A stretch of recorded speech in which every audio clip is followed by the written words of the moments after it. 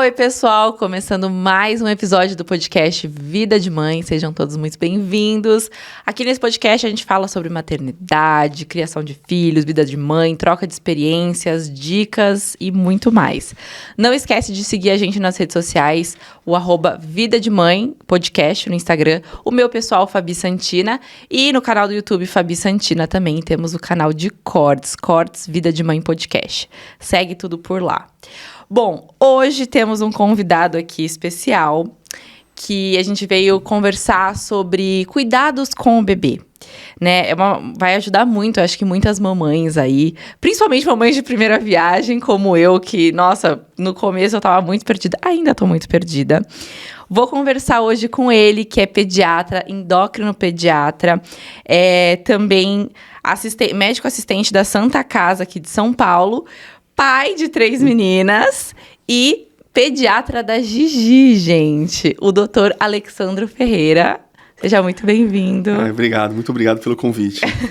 Gente, e o doutor Alexandro Ferreira também é um dos pediatras da Associação Elo 21, né? Que a gente vai falar um pouquinho mais pra frente.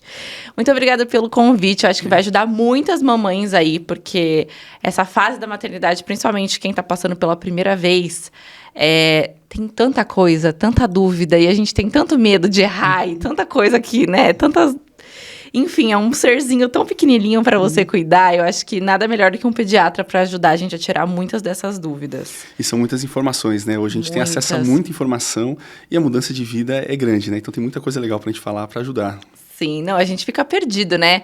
Eu confesso que, assim, antes... Acho que a primeira consulta que a gente fez com você, antes mesmo da Gigi nascer, a gente já tava com uma lista de dúvidas. Aí, quando ela nasceu, a gente já chegou com outra. E toda consulta, né? Ela já tá com 6 meses, a gente continua com... Vai surgindo dúvidas também a cada fase, né? A cada etapa. Mas eu acho que num primeiro momento, um bebê recém-nascido dá muita mudança de uma vez. E aí, muitos medos, muitas dúvidas, muitas inseguranças. Então, a gente vai falar um pouquinho sobre o cuidado com o bebê no comecinho, né? Nesse começo de vida. Porque... Dizem que quando nasce um bebê, nasce uma mãe, nasce um instinto. Mas não é tão assim, não, né? Tem coisa que a gente não sabe.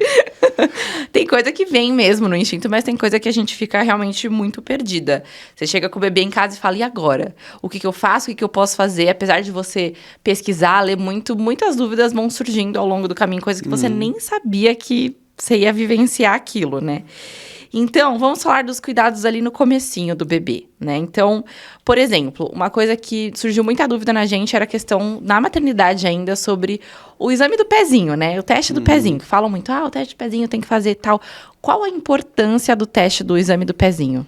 O teste do pezinho, ele tem várias formas de fazer o teste do pezinho, porque existe mais de um tipo de teste de pezinho. Mas no Brasil, a gente tem um programa, que é um programa de triagem neonatal.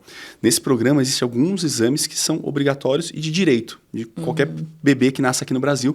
Então, você faz gratuitamente, tanto no SUS quanto no hospital privado. Então, pode ser cobrado. E são algumas doenças, por exemplo, o hipotiroidismo, hiperplasia adrenal congênita, fenilcetonúria, hemoglobinopatia, fibrose cística. Então, existem alguns testes que são realizados no bebê ali por volta do 2º, 3º dia de vida, dependendo do protocolo de cada hospital, para detectar doenças que a gente pode prevenir e que tem risco à vida daquele bebê. Então, isso é importante. Mas, além disso, no teste do pezinho, também tem aqueles testes que são pagos, né? Que muitas maternidades estão e cada uma dá um nome diferente. Que são os testes expandidos, os testes extras, os testes além do standard. Então, assim, cada um dá um nome. E são testes a mais, principalmente para avaliar erro inato do metabolismo. Então, o teste do pezinho, por que ele é importante? Muitas dessas doenças você não detecta logo de cara. Então, o bebê pode nascer, ele ter essa doença e você não perceber. E algumas delas, se você alimentar o bebê, mesmo com leite materno, ou se você fizer alguma conduta logo quando ele nasce, pode piorar aquela doença. Então, por isso que é importante detectar. Por exemplo, o hipotiroidismo, que é quando a criança nasce com a tireoide sem funcionar. Se eu não trato nos primeiros 15 dias de vida, eu posso ter um atraso intelectual, ou seja, uma alteração na inteligência daquele bebê para a vida. E algo que às vezes eu consigo tratar com um comprimido por dia. E eu resolvo isso. Agora, o que é legal do teste do pezinho, que é uma coisa atual, assim, no momento dessa gravação, porque agora vai entrar em vigor a lei que foi analisada há um ano atrás sobre as mudanças no teste do pezinho no SUS, no programa de triagem. Então, agora, gradualmente, vão entrar novas condições no teste do pezinho, pelo SUS. E começa agora, acho que começa agora dia 25, 26 de maio de 2022, que começam a ser introduzidos. Então, agora a gente vai ter novas patologias que vão ser colocadas dentro do teste do pezinho. Então, essa é a importância, né? Que já dá, tem coisas que dá para você tratar. E aquela família que consegue, né? Que está na maternidade e que é possível financeiramente pagar, é um teste que vale a pena. Porque você tem as mais comuns, né? Que o teste do pezinho já aborda, né? A fibrose cística é uma das mais recentes, né? Que é uma doença pulmonar, que é importante detectar no bebê logo cedo para não deixar evoluir aquela doença. Mas na maternidade existem outras que não são tão comuns, que são doenças mais raras, mas quando é possível, cabe no orçamento da família, vale a pena. Porque quando você detecta, você toma uma decisão precoce de tratar, muda completamente a vida desse bebê.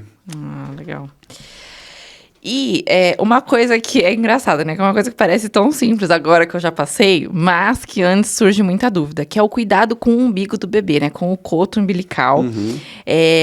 Que a gente fica com medo de vai doer, vai mexer, como que cuida, como que higieniza, quanto tempo que demora para cair, como que funciona. Então, o do coto do bebê é uma coisa que tem muitas vezes dúvida, porque também tem um antecedente, né? Tem um histórico, né? Quando não se tinha um cuidado adequado com o coto do bebê, era um motivo de óbito neonatal, né? Então, antigamente, principalmente se você conversar com alguém mais velho, que viveu no interior, às vezes o cuidado com o coto era de maneiras das mais diversas, colocando produto que não poderia, colocando produto que não tava, que poderia estar contaminado. Então, o coto umbilical tem essa questão já histórica, porque era uma porta de entrada, né? Então, aquela é uma porta de entrada muito fácil para bactérias, né? Então, tem que ter um cuidado a mais. E o cuidado não é tão complexo. Se você tiver um cuidado de fazer a limpeza com álcool, né? Com álcool a 70% que você encontra nas farmácias, ali já é bem suficiente. Às vezes, uma limpeza por dia, você já consegue ter um bom resultado. Tem mães que às vezes fazem uma limpeza após todas as trocas de fralda, isso não é necessário, mas quando você faz de 2 a 3 limpezas por dia, é o suficiente. Além de você higienizar, quando você faz a aplicação do álcool, ele também ajuda o fechamento, né? Então, aquilo ali seca mais rápido, ela fecha de maneira melhor, cicatriza melhor, né? Então, e vai dando dúvida. Conforme esse coto vai caindo, vai tendo morte celular. E ali eram vasos, né? Ali eu tenho artéria e veia que comunicava o bebê com a placenta. Então é muito comum, enquanto ele está regredindo, você ter sangramento. Então às vezes isso assusta as mães. Então você não pode ter um sangramento abundante, mas você pode ter uma perda de sangue. Dentro dele tem uma substância gelatinosa, que às vezes parece até uma infecção. Fala, nossa, tá com pus o coto umbilical do meu bebê. Não, às vezes é um pouco dessa substância gelatinosa que está regredindo. E pode ter associado às vezes hérnias umbilicais. Então, a pessoa às vezes fica em dúvida. Então, assim, é importante essa avaliação do pediatra, um dos motivos dos quais você tem que passar nas primeiras consultas. Nos primeiros 30, 40 dias, a maior parte dos cotos umbilicais caem, né? A queda muito rápida acontece muitas vezes e raramente tem algum significado clínico, né? Mas a demora para a queda do coto, então, às vezes tem crianças, eu tive pacientes que demoraram 2 meses para cair o coto. Quando vai chegando nesse período, você começa a desconfiar de algumas doenças que o bebê pode ter. Então, a queda do coto, quando ela é demorada, tem que ser informada para o pediatra, isso é importante. E o cuidado com álcool, a 70% com limpeza, cuidadosa, pode ser usado um cotonete, você pode colocar às vezes uma gotinha ali para poder ajudar a penetrar em regiões onde você não tem acesso, vai super bem. É que dá muita aflição para a mãe, né, às vezes, para limpar. Não, no começo dava muita aflição, assim, você pensa, será que eu tô machucando na hora de pegar e de pôr a fralda, de não apertar, então... E vai bem, tem uma aflição. E um cuidado, às vezes, é o que tem... Hoje eu vejo muito menos, né? Mas eu via muito mais no começo, quando eu comecei a trabalhar como pediatra. E às vezes eu vejo, às vezes, principalmente em comunidades mais carentes, às vezes de amarrar o umbigo, às vezes quando tem uma hérnia, a pessoa quer colocar uma moeda e apertar. Todos esses procedimentos não podem ser feitos. Aumenta a chance de contaminação. E se você fizer isso, você não vai regredir a hérnia. Ela não vai voltar. Não vai voltar para dentro da barriga do bebê. A hérnia vai ser tratada posteriormente de outras maneiras. Mas tem muito disso ainda. Às vezes porque a pessoa traz esse hábito. Então quer amarrar, quer fazer um laço, quer colocar uma moeda, colocar... Então tem várias simpatias para isso. Tem que tomar muito cuidado, porque você pode estar colocando em contato algo totalmente inapropriado, que vai sujar esse umbigo e aí a pessoa vai acabar evoluindo com uma infecção grave. Nossa, sim. Mas dá uma afliçãozinha no começo, sim.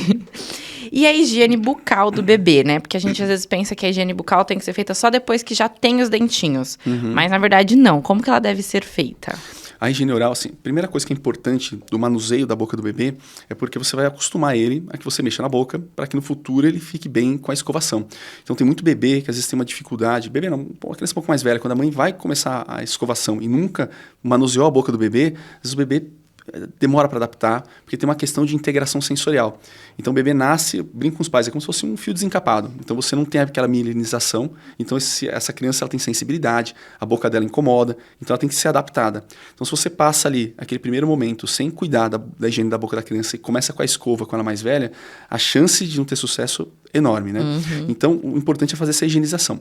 Qual que é a maneira adequada? Você pode fazer com uma gaze, com água morna, ou com um paninho que seja só para isso, que esteja extremamente limpo, mas com a gaze às vezes mais prático, né? E com água morna após as mamadas. Então você vai fazer uma limpeza na gengiva, na parte da frente, na parte posterior, na língua, numa medida que a criança não nauseie, né? Isso é importante. Então, logo nos primeiros momentos, a gente faz com a gazezinha para fazer a limpeza. E, às vezes, a criança dorme, né? Então, às vezes é difícil, né? Todas as vezes a higiene que a mãe consegue fazer, mas o ideal é que faça após toda a mamada. Aí, depois disso, você pode evoluir para dispositivos, por exemplo, uma escovinha que seja de silicone. Existem as escovas de dedo, né? Que você pode colocar no dedo. Eu, particularmente, não gosto, porque, às vezes, o dedo do adulto é muito grosso, a boca da criança é pequenininha, então fica um dispositivo muito grande, mas existem esses dispositivos. Tem aqueles de silicone que tem uma utilidade muito mais para massagear e estimular a boca. Depois você evolui para uma escova fininha, macia, adequada para a idade. E aí você evolui para a escova definitiva. E no meio do caminho, lembrar do dentista, né? É importante a avaliação com o dentista. Então você não precisa necessariamente esperar o dente nascer. Você passa numa avaliação antes com o dentista. Para avaliação não só da questão dentária, então não necessariamente ter dente, mas avaliar o formato da boca, se o céu da boca tem um formato adequado, se o fechamento está adequado. Então tem condições que o dentista tem um olhar muito mais clínico para avaliar do que o pediatra, né? Então é importante, e é muito mais fácil. Quando a criança está acostumada que manipulem a boca dela, a escovação acontece muito, muito mais fácil. A gente está falando disso da boca e tal, e tem a questão do frênulo. Do frênulo lingual, né? Isso já dá para descobrir logo no começo. Dá. O freio é bem interessante, porque o freio hoje tem uma campanha enorme dos pediatras, otorrinos, dentistas, fono, falando sobre o freio, né? Porque nem sempre... Quando eu tenho a aparência de um freio mais curto, né? Ou seja, o que é o freio mais curto? Às vezes eu tenho embaixo da língua, eu tenho na língua e eu tenho os freios dos lábios, né? Mas quando eu tenho embaixo da língua, às vezes eu posso ter um freio bem anterior. Então, geralmente, aquela linguinha, quando a criança coloca a língua para fora, algo segura a língua e a pontinha da língua dobra, fica parecendo um coraçãozinho. Então, isso mostra o quê? Que tem um curtamento desse freio. Esse freio pode ser muito anterior ou muito curto, né? Então, quando nasce hoje nas maternidades, é obrigatória a avaliação, que é chamado teste da linguinha, né? Que é para a pessoa avaliar se existe uma redução. Por quê? Uma redução desse freio pode atrapalhar na mamada. Então, tem crianças que às vezes mamam mal porque o freio é mais curto. Só que acontece, nem sempre essa aparência de um freio curto eu tenho que tratar. Então, a campanha hoje que se tem já se foi feita a campanha que é importante saber disso, então hoje nas maternidades se faz, as mães sabem disso, então é legal porque mudou esse conceito, acho que isso é importante. Mas agora tem uma campanha que é uma campanha nova que é, olha, nem toda vez que eu tiver um freio curto eu vou tratar, porque hoje se percebe que tem muito procedimento sendo realizado em crianças para poder fazer essa frenectomia, né, para poder diminuir ou encurtar ela, que é cortar, né?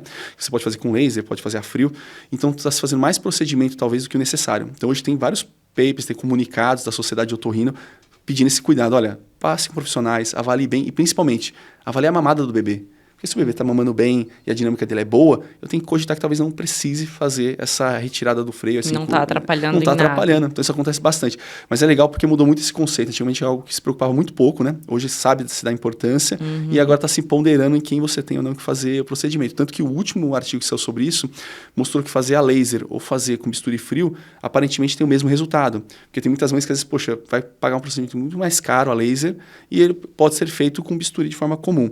Mas o importante, sim, o otorrino é a pessoa capacitada para isso, a fono avaliar é muito importante para ela avaliar a função, né, para fazer a manipulação, e o dentista, são os profissionais que cuidam dessa questão do freio. Ah, legal.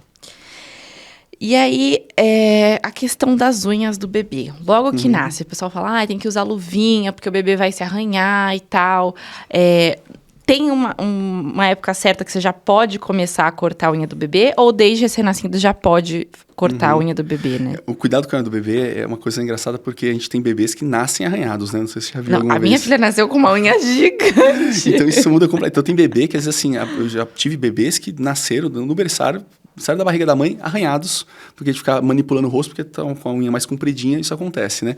Então, do bebê, tem bebês que a gente tem que cortar a unha na maternidade. Então, primeiro tem essa coisa da função, né? O bebê que tem uma unha muito grande, o bebê que às vezes está se manipulando muito, se você não cortar a unha dele, ele vai acabar se machucando. E como o bebê não tem ainda um controle adequado das mãos, então isso pode acontecer, né? Lembrar que o bebê ele vai mielinizando, ou seja, esses nervos eles vão se encapando, ele vai melhorando a habilidade de cima para baixo e do meio do corpo para a periferia. Então, as mãos vão ser os últimos lugares que ele vai melhorar o aprimoramento motor. Então, essas crianças podem se machucar. Eu já vi crianças machucar de maneira muito grave, por exemplo, machucar o olho, né? Então, assim, a gente faz, né, esse cuidado. Agora, a hora de fazer também é um problema, porque algumas mães e pais têm mais facilidades para cortar, outros têm mais dificuldade. Existem dispositivos adequados, né? Existem cortadores adequados para a criança pequena, alguns com limitadores, né, para evitar que você machuque o dedo da criança. E existe a possibilidade, quando o pai e a mãe se sentem confortável, de fazer com a própria lixa, né? Então, você pega uma lixa bem suave, porque a unha do bebê é muito molinha. Às vezes é fácil de você fazer aquele manuseio, principalmente depois do banho. Então, tem pais que depois do banho vêm com a lixa lixa, tem que tomar muito cuidado para não machucar a pontinha do dedo e vão fazendo cuidado da unha. Mas eu já tive pacientes que às vezes os pais levam para os avós para alguém cortar, porque não consegue cortar a unha. Eu achei que eu não ia conseguir cortar a unha. Eu achei, nossa, eu falava, antes dela nascer, eu falava, nossa, a função vai ser do meu marido de cortar a unha, eu não vou conseguir cortar. E aí, logo nos primeiros dias, assim, eu achei, foi tranquilo. É uma das provas de fogo. Aí depois que foi a primeira vez, só eu corto hoje a unha dela, né? Ele nunca fez a unha dela, só eu que faço. Quando ela tá mamando, né? Quando ela tá mamando, porque ela tá quietinha, então eu consigo mexer ali. Mas eu achava que, nossa, ia ser difícil. E foi logo nos primeiros dias, assim, porque ela nasceu com uma unha comprida. E falavam, ai, coloca a luvinha. Mas a luva era maior que a menina, né? Tipo, as luvinhas, mesmo de recém-nascido, caíam. Era muito ruim, assim. Falei, não, melhor tá com a unha sabe curta. Que legal, tem muita... As enfermeiras da maternidade, elas têm muita habilidade para cortar. Foi uma enfermeira que me então, ensinou. É muito legal pegar a enfermeira na maternidade e ela te mostrar na prática. Pegar o dedinho da criança, mostrar para você como ela faz. Porque é uma coisa que é legal, quando você assiste alguém fazendo, funciona muito mais, né? Foi isso que me ajudou. Eu pedi pra uma enfermeira, como que eu faço? Ela me mostrou, ela fez, me mostrou, e aí eu falei, não, peguei confiança. Porque uma coisa que as pessoas erram muito é em relação a fazer o canto da unha, né? Então, tem crianças que a unha, ela acaba encravando com muita facilidade. Então, por quê? Aquela unha acaba crescendo para lateral. Então, tem que tomar muito cuidado nesse arredondamento dos cantos. Então, tem pais que arredondam muitos cantos, sempre deixar retinho. Então, fica aquela unha quadradinha. Porque se você tem um canto ali que já passou a parte do dedo onde ela pode encravar, ou seja, está mais para fora e você corta ali, ela vai crescer dali para frente. Então, a chance de encravar é muito menor. Então, cuidado que tem que ter, porque tem criança que dá um trabalho, principalmente no dedo do pé. Né? A Gigi encravou o dedo do pé logo no comecinho. Então, daí dá um trabalhinho. Então, tem criança que acaba sendo... Mas é mais difícil quando eles são mais velhos, né? Então, quando começa você ter uma idade ali por volta de 1 aninho para 2, aí cortar a unha vai se tornando mais desafiador, porque a criança, ela quer tirar a mão, né? Então, aí você tem que acabar distraindo, conversando, mostrando para ela. Então, agora ela tá numa fase que já tá ficando um pouco difícil de lixar e tudo. E assim, cresce muito rápido a unha de bebê. Meu Deus do céu. E é afiada. Inclusive, eu tô com o meu olho machucado. Porque esse final de semana eu tava brincando e levei uma porrada dela e a unha é muito afiadinha, né? Porque é muito delicadinha. Mas a criança é bem nutrida, né? A unha e cabelo nasce muito rápido, né? O cabelo não tanto. O cabelo não tá crescendo, mas a unha... A genética da família não ajuda, então você comeu tão rápido. Não sei. Mas a unha, meu Deus, como cresce. Mas uma coisa também que ajuda, quando a criança é maiorzinha, você senta ela, se você senta ela, encosta ela numa parede, ou encosta ela no sofá, ou na cama, no fundo, a chance dela puxar o braço para trás é menor. Então você coloca ela encostadinha, vai distraindo ela, porque agora se a criança está muito solta, na hora que você tenta cortar a unha, é reflexo da criança. Se você está puxando a mão dela, ela vai tracionar de volta, né? Então você tem que ir distraindo e tentar ir fazendo aos pouquinhos. É uma habilidade que a gente vai ganhando com o tempo. Eu, por enquanto, só na mamada que eu consigo mesmo, porque ela dorme e fica quietinha. E sobre o sono do bebê, as pessoas ficam na dúvida de quantas horas o bebê deve dormir por dia, né? Porque no recém-nascido você fala, nossa, que pai, só dorme. Mas isso vai mudando. Então, mais ou menos quantas horas o bebê dorme? Sono é um capítulo super à parte, né? A gente fazer um episódio só de sono aqui é muito legal. E sono é algo extremamente importante, né? Uma das coisas que mais cansam os casais e é o que ali no momento acaba gerando muito estresse. Então, para algumas mães aí que talvez estejam ouvindo a gente, o sono é bem complicado, né? Porque cada criança tem um padrão de sono, às vezes, muito peculiar. E cada casa tem uma rotina muito peculiar, né? Então, isso você tem que adaptar muitas vezes para esse bebê. Por isso que eu falo para as mães, igual você fez, né? Conhecer o pediatra enquanto está grávida ajuda muito, né? Porque a gente já começa a mudar algumas rotinas, a gente já vai dando algumas dicas. Então, quando o bebê chega, você já tem um preparo mínimo sobre sono. Então, é legal você ter conceitos mínimos de sono. E hoje existem profissionais só direcionados para sono. Então, existem tanto neurologistas, pediatras, existem consultoras de sono, né? Então, para quem tem acesso e está ouvindo a gente, está com uma questão grave de sono com o bebê, lembrar que existem pessoas dedicadas a isso e ajuda muito. É muito comum você precisar de um consultor de sono. Mas o bebê, quando nasce, ele dorme muito. Então, um recém-nascido, ele dorme de 16 a 18 horas por dia. Não de uma vez só, né? Ele vai picando o sono dele, mas ele tem um período de sono muito longo, né? Então, isso é muito comum, às vezes os pais estranharem. Falam, poxa, mas a criança só dorme demais. As visitas vêm e falam, ai, nunca tá acordado. E quer acordar a criança. Ai, que ódio. E aí é maravilhoso, né? Porque a criança tem esse período de sono. Então, geralmente, ela faz sonos curtos. Então, você tem que adaptar uma criança que dorme E essa acho que é a grande questão do sono, né? Então, você está pegando uma criança que acabou de chegar, um membro novo da família, que dorme de 16 a 18 horas por dia, versus pais que dormem de 6 a 8 horas por noite. Né? Então, a criança tem um ciclo de sono super curto, recém-nascido, de 30 minutos. O que é o ciclo de sono? É o período que eu preciso para fazer um sono completo, que eu passo por todas as fases, pelo sono REM, o sono reparador. Num adulto, nosso ciclo de sono é por volta de 1h30. e no bebê de 30 minutos. Então, eu estou adaptando alguém que está completamente desincrônico com a casa, né? Para poder adaptar o sono. E, muitas vezes, os pais querem forçar isso, né? Então, é muito comum, assim, como a criança dorme picado, então ela vai acordar durante a noite. Então, é muito comum, é mais comum bebês que acordam durante a noite do que aqueles que dormem direto. É infrequente um recém-nascido dormir 8 horas durante a noite. Então, às vezes, os pais, não, eu quero que ele durma a noite inteira, para que eu durma também. E nem sempre é possível, porque aquele bebê vai acordar. Então, você acaba cometendo erros como, por exemplo, deixa a criança acordada de dia. Então, se o bebê ficar acordado de dia, ele vai cansar mais e dormir mais à noite. Isso é péssimo, porque não é assim que funciona o cérebro do bebê. O bebê fica muito irritadiço se ele fica com sono. Então, se eu durmo melhor durante o dia, se o bebê dorme melhor durante o dia, ele geralmente dorme melhor durante a noite. E muitas famílias tentam fazer.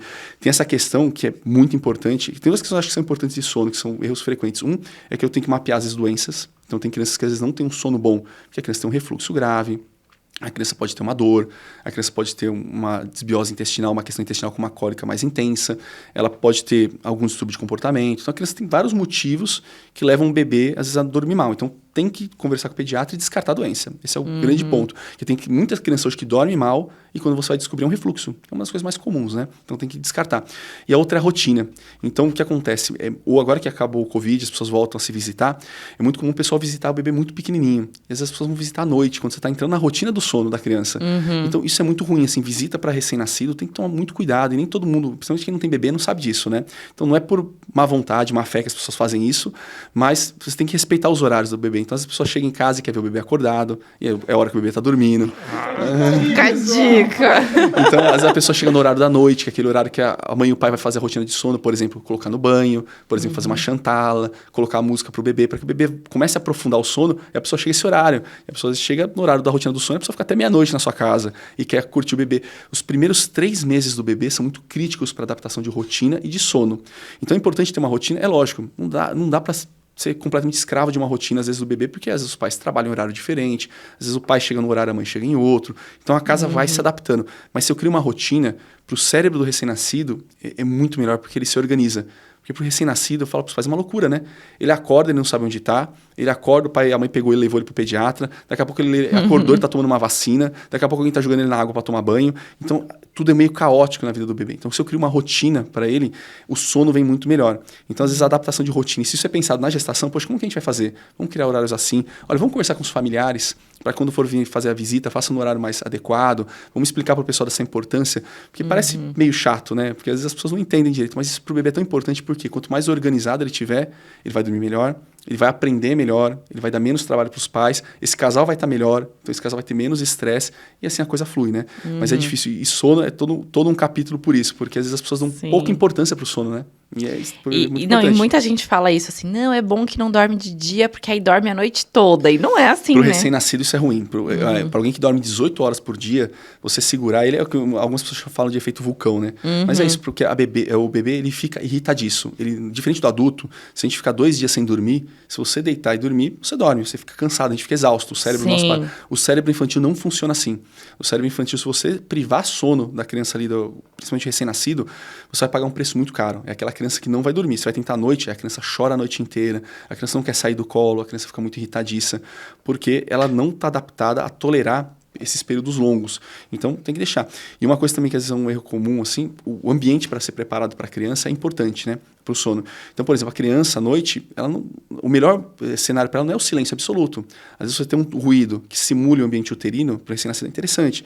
Então, tem máquinas que fazem isso, que são ruídos que lembram o útero, ou que lembram um barulho como se fosse um ventilador, são essas máquinas de ruído branco. Tem muito aplicativo para isso. Então, quando você deixar um ruído ali uniforme e que lembra, porque você lembra que esse bebê estava encostado, né, no útero, ele estava encostado num grande vaso, que fazia o barulho do sangue passando, sendo bombeado. E que aquele ambiente aquático, né, onde que ele está ali dentro do líquido amniótico. Então isso tem sons familiares. Aí você tira ele desse meio e ele vai para um meio aéreo, onde que os sons são totalmente diferentes. Então é legal quando você adapta. Luz precisa ter, porque a gente vai ter uma luz dentro do quarto, né? Então se você põe uma luz adequada, mais baixa, principalmente uma luz vermelha, atrapalha menos o sono. E se, além disso, você tiver um aroma, um cheiro característico da hora de dormir, por exemplo, um óleo essencial de lavanda, um óleo essencial que seja mais adequado ali, tem profissionais que trabalham hoje com óleo essencial que podem indicar, a criança sabe que aquele horário onde tem aquele cheiro, que tem aquele tom de luz, que tem aquele som, é o momento que ela vai aprofundar o sono. Então, essa criança consegue, porque o nosso cérebro tem que aprender a desligar, né, nesse momento. Ele vai desligando e essa criança tem uma indução de sono muito melhor, né? Então, isso vai ajudando. é um pouquinho de balanço entre a gente ajustar nossa rotina com a rotina do bebê, porque é uma coisa que é um pouco negligenciada no Brasil, né? A gente se preocupa um pouco com o sono, né, dos bebês. Hoje tá se falando bastante, você vê bastante curso sobre sono e tudo. Inclusive, uma dúvida que eu tive no começo era a questão do ninho. O ninho que você usa na cama ali pro bebê, ele ajuda no sono do bebê? Porque o bebê, às vezes, no começo tem muitos espasmos e ele acaba acordando com o próprio, né, com o próprio espasmo dele. O que acontece com o bebê, assim, quanto mais jovem o bebê, menos estímulo sensorial ele quer. Então, ele quer ficar mais quietinho. Então, porque ele tem pouca adaptação do corpo. Então, quanto mais você simula o ambiente uterino, ou seja, quanto mais fechadinho ele tá, a tendência é que ele durma melhor. A gente não enxaruta mais criança como fazia antigamente, porque a gente sabe que isso atrapalha o desenvolvimento motor, mas o ninho tem um pouco dessa função. Como o bebê fica mais restrito, então ele acaba ficando mais quietinho, e as movimentações que ele pode ter de maneira involuntária não acordam ele. Às vezes o bebê pode ter uma movimentação involuntária, aquilo acaba despertando ele superficializa e acorda. Qual que é o cuidado que a gente tem que ter com ninhos, com outros dispositivos? Porque sempre o ideal é colocar já a criança no berço, onde que ela vai ficar depois para ter todo o sono. Ajuda muito na adaptação, porque ela já está lá no ambiente dela, né? Mas o ninho, esses dispositivos, tem que ler muito bem a regulamentação dele, ver bem qual produto que você está comprando, porque lembrar que se não é um produto adequado, se não é um produto seguro, sempre tem um risco da criança se virar, se asfixiar, se enrolar no próprio produto. Então, acho que a dica maior é essa. Se você vai usar um produto desse, leia bem a especificação, veja se ele está adequado para os parâmetros de segurança, porque conforme essa criança vai crescendo, ela vai começando a rolar e se movimentar, e às vezes é um produto inadequado, um produto que pode ter uma composição que não é adequada, um formato que não é adequado, esse bebê pode se machucar, ele pode se asfixiar, tem risco, né? Mas nesse aspecto de fazer, tanto que a gente tem um ninho que você compra, e tem pessoas que fazem um ninho, né? Então enrola o próprio cobertor, o lençol, e monta o ninho para o bebê. Isso ajuda, mas a gente tem que tomar muito cuidado nesse momento que o recém-nascido começa a ter uma movimentação, porque esse dispositivo tem que ter total segurança que ele é adequado. Então acaba correndo risco para o bebê, né? Sim. E quais são as doenças mais comuns até 1 ano de idade, né? Que a gente fica assim, ai meu Deus, o que pode acontecer? Quais são as mais comuns? Olha, uma coisa que varia muito de doença no bebê é que ambiente que ele circula, né? Então, assim, bebês que já começam precocemente na escola vão ter doenças mais cedo, mas geralmente não vão ser mais graves, né? E essa criança geralmente tem menos contaminação mais tarde. Então, quanto mais cedo eu coloco na escola, mais cedo ela é apresentada esses vírus e bactérias e acaba mais cedo ela adaptando e melhorando a imunidade dela, né? Salvo se a criança tiver alguma doença, né? Se ela tiver uma alteração imunitária. Então, primeiro que muda muito. Então, é uma casa, igual no meu caso, tem 3 filhas. Então, uma passa os bichos que elas pegaram na turma de cada uma delas e compartilham entre elas, né? Então, isso também influencia... Uma fica doente, todas ficam doentes. Né? E a outra coisa, assim, se você usa transporte público ou não usa, né? Se você está num ambiente que é muito uma casa com poucas pessoas ou não. Então, tudo isso influencia nas infecções da infância. Então isso tem que ser levado em consideração, porque às vezes é muito fácil a gente comparar, é muito comum a gente comparar, né, nossos filhos, né? Então você fala, poxa, minha filha infecta pra caramba, toda hora tem doença, e a filha da minha amiga nunca fica doente. O que está acontecendo? Então como que é a dinâmica? Então não é só uma questão da imunidade do bebê, que é muito importante, mas também uma questão de dinâmica ambiental. Isso varia bastante. Mas de longe, as doenças mais comuns no começo da infância são as respiratórias. São os resfriados, né? São as gripes, as infecções de ouvido, as infecções de garganta, que no recém-nascido pequenininho isso não acontece. Infecção de garganta e de ouvido não é esperado. Mas os resfriados, as gripes, as doenças respiratórias altas, né? Que pegam ouvido, nariz e garganta, são as mais comuns de longe. E também as doenças intestinais, que são as diarreias, os vômitos, as famosas viroses, né? E como são por agentes diversos, a gente está falando de milhares de agentes diferentes, você geralmente não pega o mesmo vírus 2 vezes, né? Então você vai pegando vírus diferentes ou que sofreram mutação. Então tem uma gama enorme para você pegar. Então é muito comum, principalmente quando começa na escola, né? Os pais viram e falam, nossa, eu tenho a impressão que esse ano inteiro meu filho ficou doente. Poxa, faz tempo que eu não vejo minha filha bem, ela está sempre doente. Isso é uma queixa muito frequente. E nesse momento que a gente está voltando do Covid, então, mais ainda, a gente está tendo muita infecção respiratória. Então, essas são as mais comuns. As doenças infecciosas que as vacinas cobrem também acontecem. Então, você vai tomar as vacinas para vírus, onde que elas vão realmente imunizar depois de 1 ano de vida. Então, assim, sarampo, cachumba, rubéola, são doenças que podem surgir ali na infância. Cada vez a gente tem menos, porque felizmente aqui no Brasil o SUS vacina muito bem. A gente tem muita vacina aqui. Mas essas infecções que são as cataporas, né? A cachumba, as doenças infecciosas da infância acontecem bastante. Rotavírus, que é uma infecção intestinal. Então, são as mais comuns. Felizmente, em criança, a gravidade é baixa, né? Então, a gente raramente vê evolução com gravidade. A maior parte das internações dessa faixa etária é por doença respiratória. E entre elas, assim, a campeã é a chamada bronquiolite, né? Então, todo mundo tem alguma criança que conhece na família ou que teve que ficar internada por bronquiolite, que é uma doença respiratória, a maior parte das vezes pelo vírus sincicial respiratório, é um dos vírus que causam, e a criança tem uma questão respiratória que ela tem período de adaptação, ou seja, ela fica com baixa oxigenação, fica difícil para ela respirar, e às vezes ela precisa ser internada para fazer fisiorrespiratória e receber oxigênio. Essa é de longe uma das principais causas, geralmente é sazonal, é próximo ao período ali do inverno, então as crianças têm aquele período viral, então um monte de criança interna, os hospitais ficam cheios de bebezinhos, e ele geralmente acomete até os 2 anos. Então esse é o grande terror dos pais. Quem já passou com um filho internado por bronquiolite sabe como que é. Porque é algo assim que, diferente de uma doença bacteriana, não tem um antibiótico específico para dar. Então o tratamento é o quê? A imunidade da criança vai melhorando enquanto essa criança vai fazendo fisioterapia, vai recebendo oxigênio, e a maioria das bronquiolites tratam em casa. Então a criança acaba tratando em casa. Por isso que é tão importante esse cuidado que a gente está discutindo hoje do recém-nascido, porque essa coisa da amamentação, do aporte nutricional, do cuidado ambiental, de uma família boa, que está bem, cuidando da criança, é o que vai dar uma boa imunidade para evitar que ela tenha infecções. Por isso, de longe, é o principal fator de prevenção, né? Sim. Porque com os agentes a gente vai ter, né? Com contato, né? Você vai ter. Como. Não tem como evitar. E a gente adulto leva para casa muitas coisas, né? E falam também que essa questão da escola, né? Que quando entra na escola fica doente. Mas não importa se é com 1 ano, 2, 3. Vai pegar as infecções. Vai pegar, E tem alguns trabalhos que falam sobre isso, né? Às vezes tem crianças que, aqui no Brasil, até os 4 anos de idade eu posso deixar em casa, né? E raramente aqui no Brasil não é... Tá agora se fazendo as leis para homeschooling, né? Mas tem as crianças que têm toda a educação em casa. Mas essa criança que entra no limite, aqui que o MEC permite, com 4 anos, a gente percebe que essa criança acaba pegando muito mais infecção do que as outras de 4 anos que já estão desde, por exemplo, dos 2 anos na escola. Então isso também acontece. Em algumas infecções da infância, elas são mais graves em crianças mais velhas. Né? Por exemplo, a hepatite A, por exemplo, um sarampo. Então, acabam sendo mais graves. Então, é interessante isso que muitas vezes os pais deixam um pouquinho mais velho. E não estou dizendo aqui que é melhor colocar antes. Cada família sabe o momento certo de colocar o filho. Às vezes tem uma questão profissional dos pais. Então, há uma dinâmica familiar para decidir o momento de colocar na escola. Mas nem sempre essa é uma boa estratégia de falar, eu vou segurar porque meu filho vai infectar menos.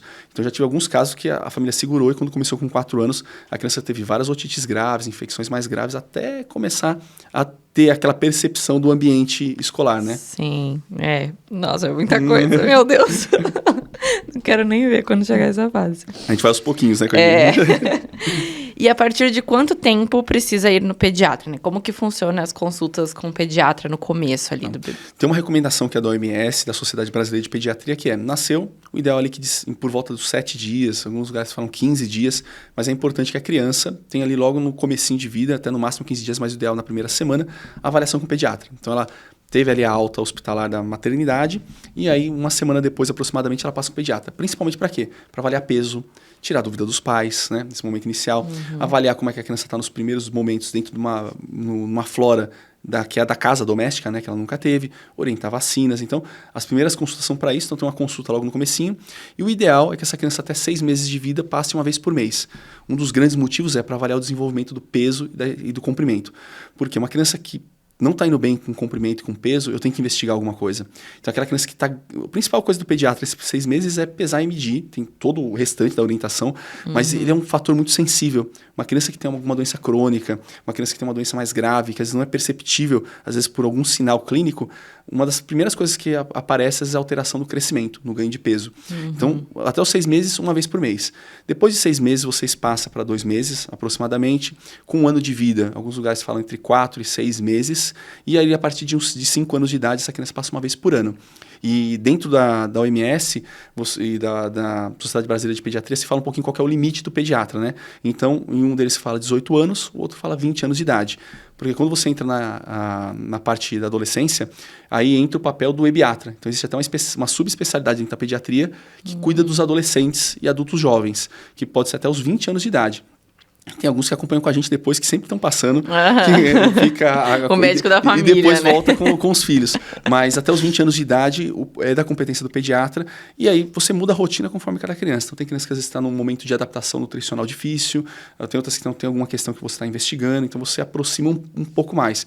E infelizmente a gente está no Brasil, né? Então tem lugares que você não consegue essa rotina. Então tem lugares, Brasil afora, que às vezes a primeira consulta você consegue com 2 meses de vida, com 1 mês de vida. E isso é super complicado, porque tem muita doença que você detecta logo cedo. Começo, e aí, quando chega para o pediatra, você já percebe que a criança está com um atraso de desenvolvimento, uma perda ponderal importante. Então isso é uma coisa que quem está ouvindo a gente, que não tem esse acesso, faz parte do atendimento, tem um monte de literatura, tem embasamento dentro da sociedade, pelo Ministério da Saúde.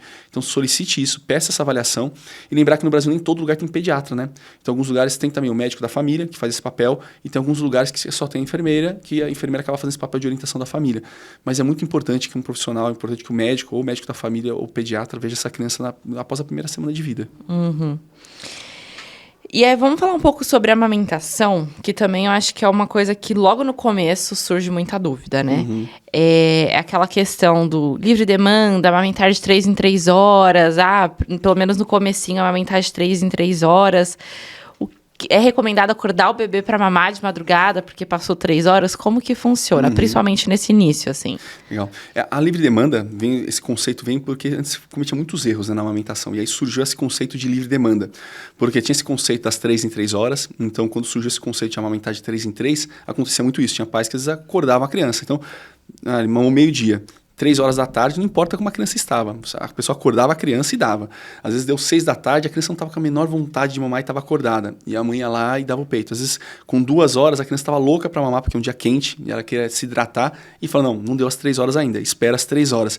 Então, o conceito de 3 em 3 horas causou muito problema, e aí surgiu o conceito de livre demanda. Que a livre demanda é o mais importante para quem tem filho, que é olhar para o próprio bebê, né? Então, como que seu bebê reage? Qual que é a demanda dele? O quanto que ele precisa naquele momento? E você vai, agora você já acostumou um pouco isso, você vai acostumando o ouvido em relação ao choro, a forma de solicitar. Você fala, nossa, agora eu sei que isso aqui ela está com fome, eu sei se esse momento ela está irritada por sono, né? Então é legal, porque o conceito de livre demanda vem daí. Então qual que é a ideia? Eu estou olhando para o meu bebê, estou vendo qual que é a demanda ali de amamentação. Às vezes a amamentação não é só nutricional, às vezes a criança está com uma cólica, às vezes ela está sentindo uma dor, então às vezes ela quer aquele acalento para poder mamar, às vezes ela está com sono, às vezes ela quer, ou ela pega o peito porque ela está com sono, e isso não é o melhor cenário, né? Mas muitas vezes o choro é por isso, né? Então você deixa na demanda da criança, que pode extrapolar as 3 horas. Isso pode acontecer. E aí, para você ficar tranquilo em relação à livre demanda, o que é mais importante? Estar acompanhando com o pediatra. Porque se você está acompanhando bem sua filha, seu filho, está ganhando peso de maneira adequada, está crescendo de maneira adequada, você sabe que aquela forma de livre demanda que você está apresentando, que você está trabalhando, está funcionando. E isso é o mais importante. Porque às vezes a gente tem bebês que estão em livre demanda, um débito de sucção, alguma alteração de condição clínica que ela tem, aquele número de mamadas não está suficiente. Às vezes você tem que mudar a estratégia, mudar o estímulo, porque para ela não está indo bem. E a gente tem criança que tem, por livre demanda, uma demanda super pouca. Às vezes a criança fica 4 horas sem mamar, 5 horas sem mamar, e a criança, quando ela acorda, ela está bem, ela se sacia quando ela mama, e aí ela cresce bem, está ganhando peso bem. Você não precisa fazer de 3 em 3 horas. Então é meio complicado isso, porque a gente está meio que assim, você vai ter que se virar um pouco, mas assim... cada criança é diferente, e é um grande momento da mãe olhar pro bebê, né? Tipo, fala assim, nossa, quanto que minha bebê precisa? Então, é lógico, se aquela bebê tá extrapolando muitos horários no começo, é um problema, porque geralmente o bebê recém-nascido, ele mama entre 2 e 3 horas, é o momento que ele pede para mamar. Então, esse é o mais adequado. Poxa, se eu tô acompanhando com um pediatra, que tá vendo todo mês, o peso tá adequado, a minha estratégia tá funcionando. E por que a livre demanda é interessante? Porque a livre demanda é aquele processo de adaptação até que a mulher produza o leite que o bebê precisa, na quantidade que ele precisa, e o bebê adapte-se a mamar de maneira mais adequada e mais eficiente. Então, no começo a livre demanda, muitas mães falam, Alex, é uma escravidão. Eu tô dando de mamar o tempo inteiro, o bebê pega o tempo todo. E cansa, né? Só quem passou pela amamentação, porque as pessoas esquecem de contar para vocês mães, né? Como é que é a amamentação. E essa foi uma conversa que a gente teve, né? Quando você vem grávida, né? Esquece que não é um comercial de margarina, né? A coisa, no começo, demanda e você está cansada, né? É uma mudança de rotina, de sono. Então, nesse começo, o bebê vai tendo uma demanda maior. Conforme ele cresce, a mãe vai produzindo leite de maneira mais adequada para aquele bebê e o bebê vai ficando mais eficiente. Então, o que vai acontecendo? Naturalmente, as mamadas vão ficando mais espaçadas, o bebê vai ficando mais confortável e menos agitado com a questão da fome, ele vai dormir melhor e ele vai acabar adaptando essas mamadas na rotina. E acaba entrando numa rotina muito próxima de 3 em 3 horas. E aí, se eu tô indo bem. Então, no começo, na primeira consulta, primeiro mês de vida, segundo, a gente acaba fazendo uma demanda muito próxima de 3 em 3 horas. Então, à noite, raramente um recém-nascido vai dormir mais do que isso sem demandar a amamentação. Mas depois que eu tô acompanhando, o peso tá adequado, o comprimento tá adequado, e esse bebê dorme mais do que 3 horas à noite, não faz sentido eu acordar ele. Porque eu tenho a segurança do pediatra que está acompanhando. Eu estou vendo que minha bebê está bem. Ela acorda sem nenhum problema e quando ela acorda, ela mama bem e volta a dormir sem nenhum problema. Eu posso começar a espaçar. Para que eu faça? Que é uma adaptação da rotina de sono. Então, quem é o nosso grande termômetro? É sempre o bebê. O bebê que mostra pra gente se o que a gente tá fazendo tá adequado ou não. Aquele bebê que tá sempre irritadíssimo, tá pegando o peito de 1 em 1 hora, poxa, o que tá acontecendo com ele? Por que ele tem essa demanda? Então, essa questão da livre demanda é isso. É um conceito que tem de você olhar pro bebê e acaba não se explicando muito isso, né? E aí, com o tempo, assim, no começo é difícil, né? O primeiro mês, né? Nossa, mas depois de um tempo, você percebe fácil se ela tá, por exemplo, ela quer trocar fralda. Mas no começo, às vezes, a criança quer trocar fralda e a mãe coloca no peito. Então, acaba acontecendo. Tudo coloca no peito. Então, isso acaba adaptando. E aí, a gente tem que ponderar isso porque, com o tempo também, a criança vai crescendo, passando o segundo, terceiro mês de vida, e o peito não pode virar uma chupeta, né? Então, a gente vai adaptando isso e começando a perceber onde a criança realmente quer mamar e onde não quer. E, às vezes, um erro também que é comum, tomar muito cuidado, o tempo de mamada varia muito, né? É, isso que eu ia falar. Porque eu percebi isso quando eu fui conversar com outras mães. Eu tava tendo uma situação que eu tava com a minha filha e ela, no começo, ela mamava muito tempo. Muito, assim. E aí, a minha amiga ficou impressionada, assim, meu Deus, ela fica muito tempo. Minha filha mama só 15 minutos e acabou. E eu até fiquei, meu Deus, será que tem alguma coisa errada? E não, era o tempo dela mesmo de mamar. E hoje ela adaptou muito melhor, E hoje né? ela mama muito menos, assim, é muito mais tranquilo. Mas naquela época ela mamava por muito tempo. Então é muito de cada criança, muito de cada, né? E depende o quão eficiente ela é para mamar, né? O quanto de leite aquela mãe tem naquele momento. E um erro comum também é a questão de quando é muito calor. Então, lembrar que o primeiro leite que vem, a primeira porção do leite que vem, é um leite que tem mais água, né? Então, não é um leite aguado, mas é um leite que tem mais água. E o leite posterior, ele tem mais gordura e tem mais proteína. Então, é muito comum. A criança, às vezes, quando tá calor, ela pega o peito, 5 minutinhos e larga. Fala, poxa, mas não vai mamar mais? Às vezes a mãe muda de peito, troca a criança de posição, fala, ela não tá querendo mamar, não. Ela tava só com sede. Ela melhorou, passou a sede dela e pronto, ela vai mamar de maneira mais eficiente depois. Por isso que o rodízio com o peito, de trocar de um lado para o outro, mudar, é importante, porque às vezes a criança não terminou uma mamada de um lado, ela tem que terminar daquele lado, aí você passa para outra mama para evitar empedramento e tudo mais. Então isso é um cuidado que tem que ter, porque às vezes a mãe fica desesperada. E é muito diferente uma criança para outra. E a voracidade é diferente, né? Principalmente meninas, às vezes tem uma voracidade muito maior, então são muito mais eficientes para mamar, né? Não, e aí, antigamente até minha mãe falou assim, não, que na minha época era 10 minutos no peito, 10 minutos no outro peito, contadinho, né? Tirava a criança, e né? Tirava, é isso, mamou. E aí eu falo, não, assim, ela mama o quanto ela quiser, se eu vejo que tá muito tempo, eu troco, senão ela parou, não vou tentar dar outro, ela não quer, na próxima mamada eu dou o outro. Não, tem que dar os dois na mesma mamada, mas ela mamou 5 minutos, não tem como dar o outro, né? Não, e a amamentação, acho que é uma coisa legal pra gente usar como exemplo, assim, hoje a gente tem muita informação, né? Então, nossos pais, nossas avós não tinham acesso a isso, essa quantidade de informação enorme. Então, é legal porque essas informações todas são um belo de um guia. Então, por exemplo, uma mãe sozinha, 40, 50 anos atrás, no interior, que não tem acesso a ninguém, ela colocava o filho para amamentar, se ela não tinha ninguém para ajudar, uma mãe, alguém que já passou por isso, será que meu filho está mamando o suficiente? Ela não tinha onde pesquisar, não tinha onde olhar, será que 40 minutos é muito? Será que 4 minutos é muito? Ela não tinha a menor ideia. Então, hoje a gente tem alguns guias. Então, assim, é legal isso porque a gente tem material, tem acesso, igual a gente está fazendo aqui hoje, né? A gente tem acesso que nos ajudam a ter uma ideia do que é ali uma questão dentro de uma média. Então, eu consigo entender. Mas a bebê da pessoa que está ali, ela tem ritmos, às vezes, diferentes. Então, se eu tenho segurança que ela está bem acompanhada, então eu uso aquele guia que me mostra como que geralmente funciona, pego dicas para não cometer os erros mais comuns. Então, é legal que eu me estruturo, mas também não preciso ficar tão rigoroso, poxa, deu 3 horas. E acontece isso, você já deve conhecer mães assim, né? Deu 3 horas, não, é horário, a criança está dormindo, está lá tranquilíssima, eu acordo a criança, coloco no peito, coloca a criança, já vi mãe colocar no banho para acordar, então eu coloco a criança no banho para acordar ela, porque ela com 3 horas tem que mamar.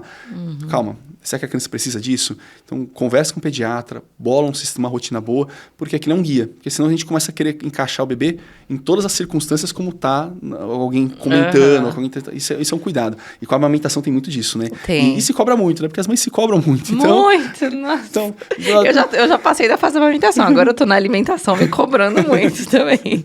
Mas eu acho até legal falar, além de ter muita informação, acho que hoje tem muita informação na internet sobre amamentação, mas quem puder, eu acho que a consultora de amamentação ajuda muito. Isso é muito legal. Tem profissionais hoje dedicados a isso, né? Então, hoje tem pessoas que estudam, eles têm cursos excelentes para amamentação. Tem muito material na internet também.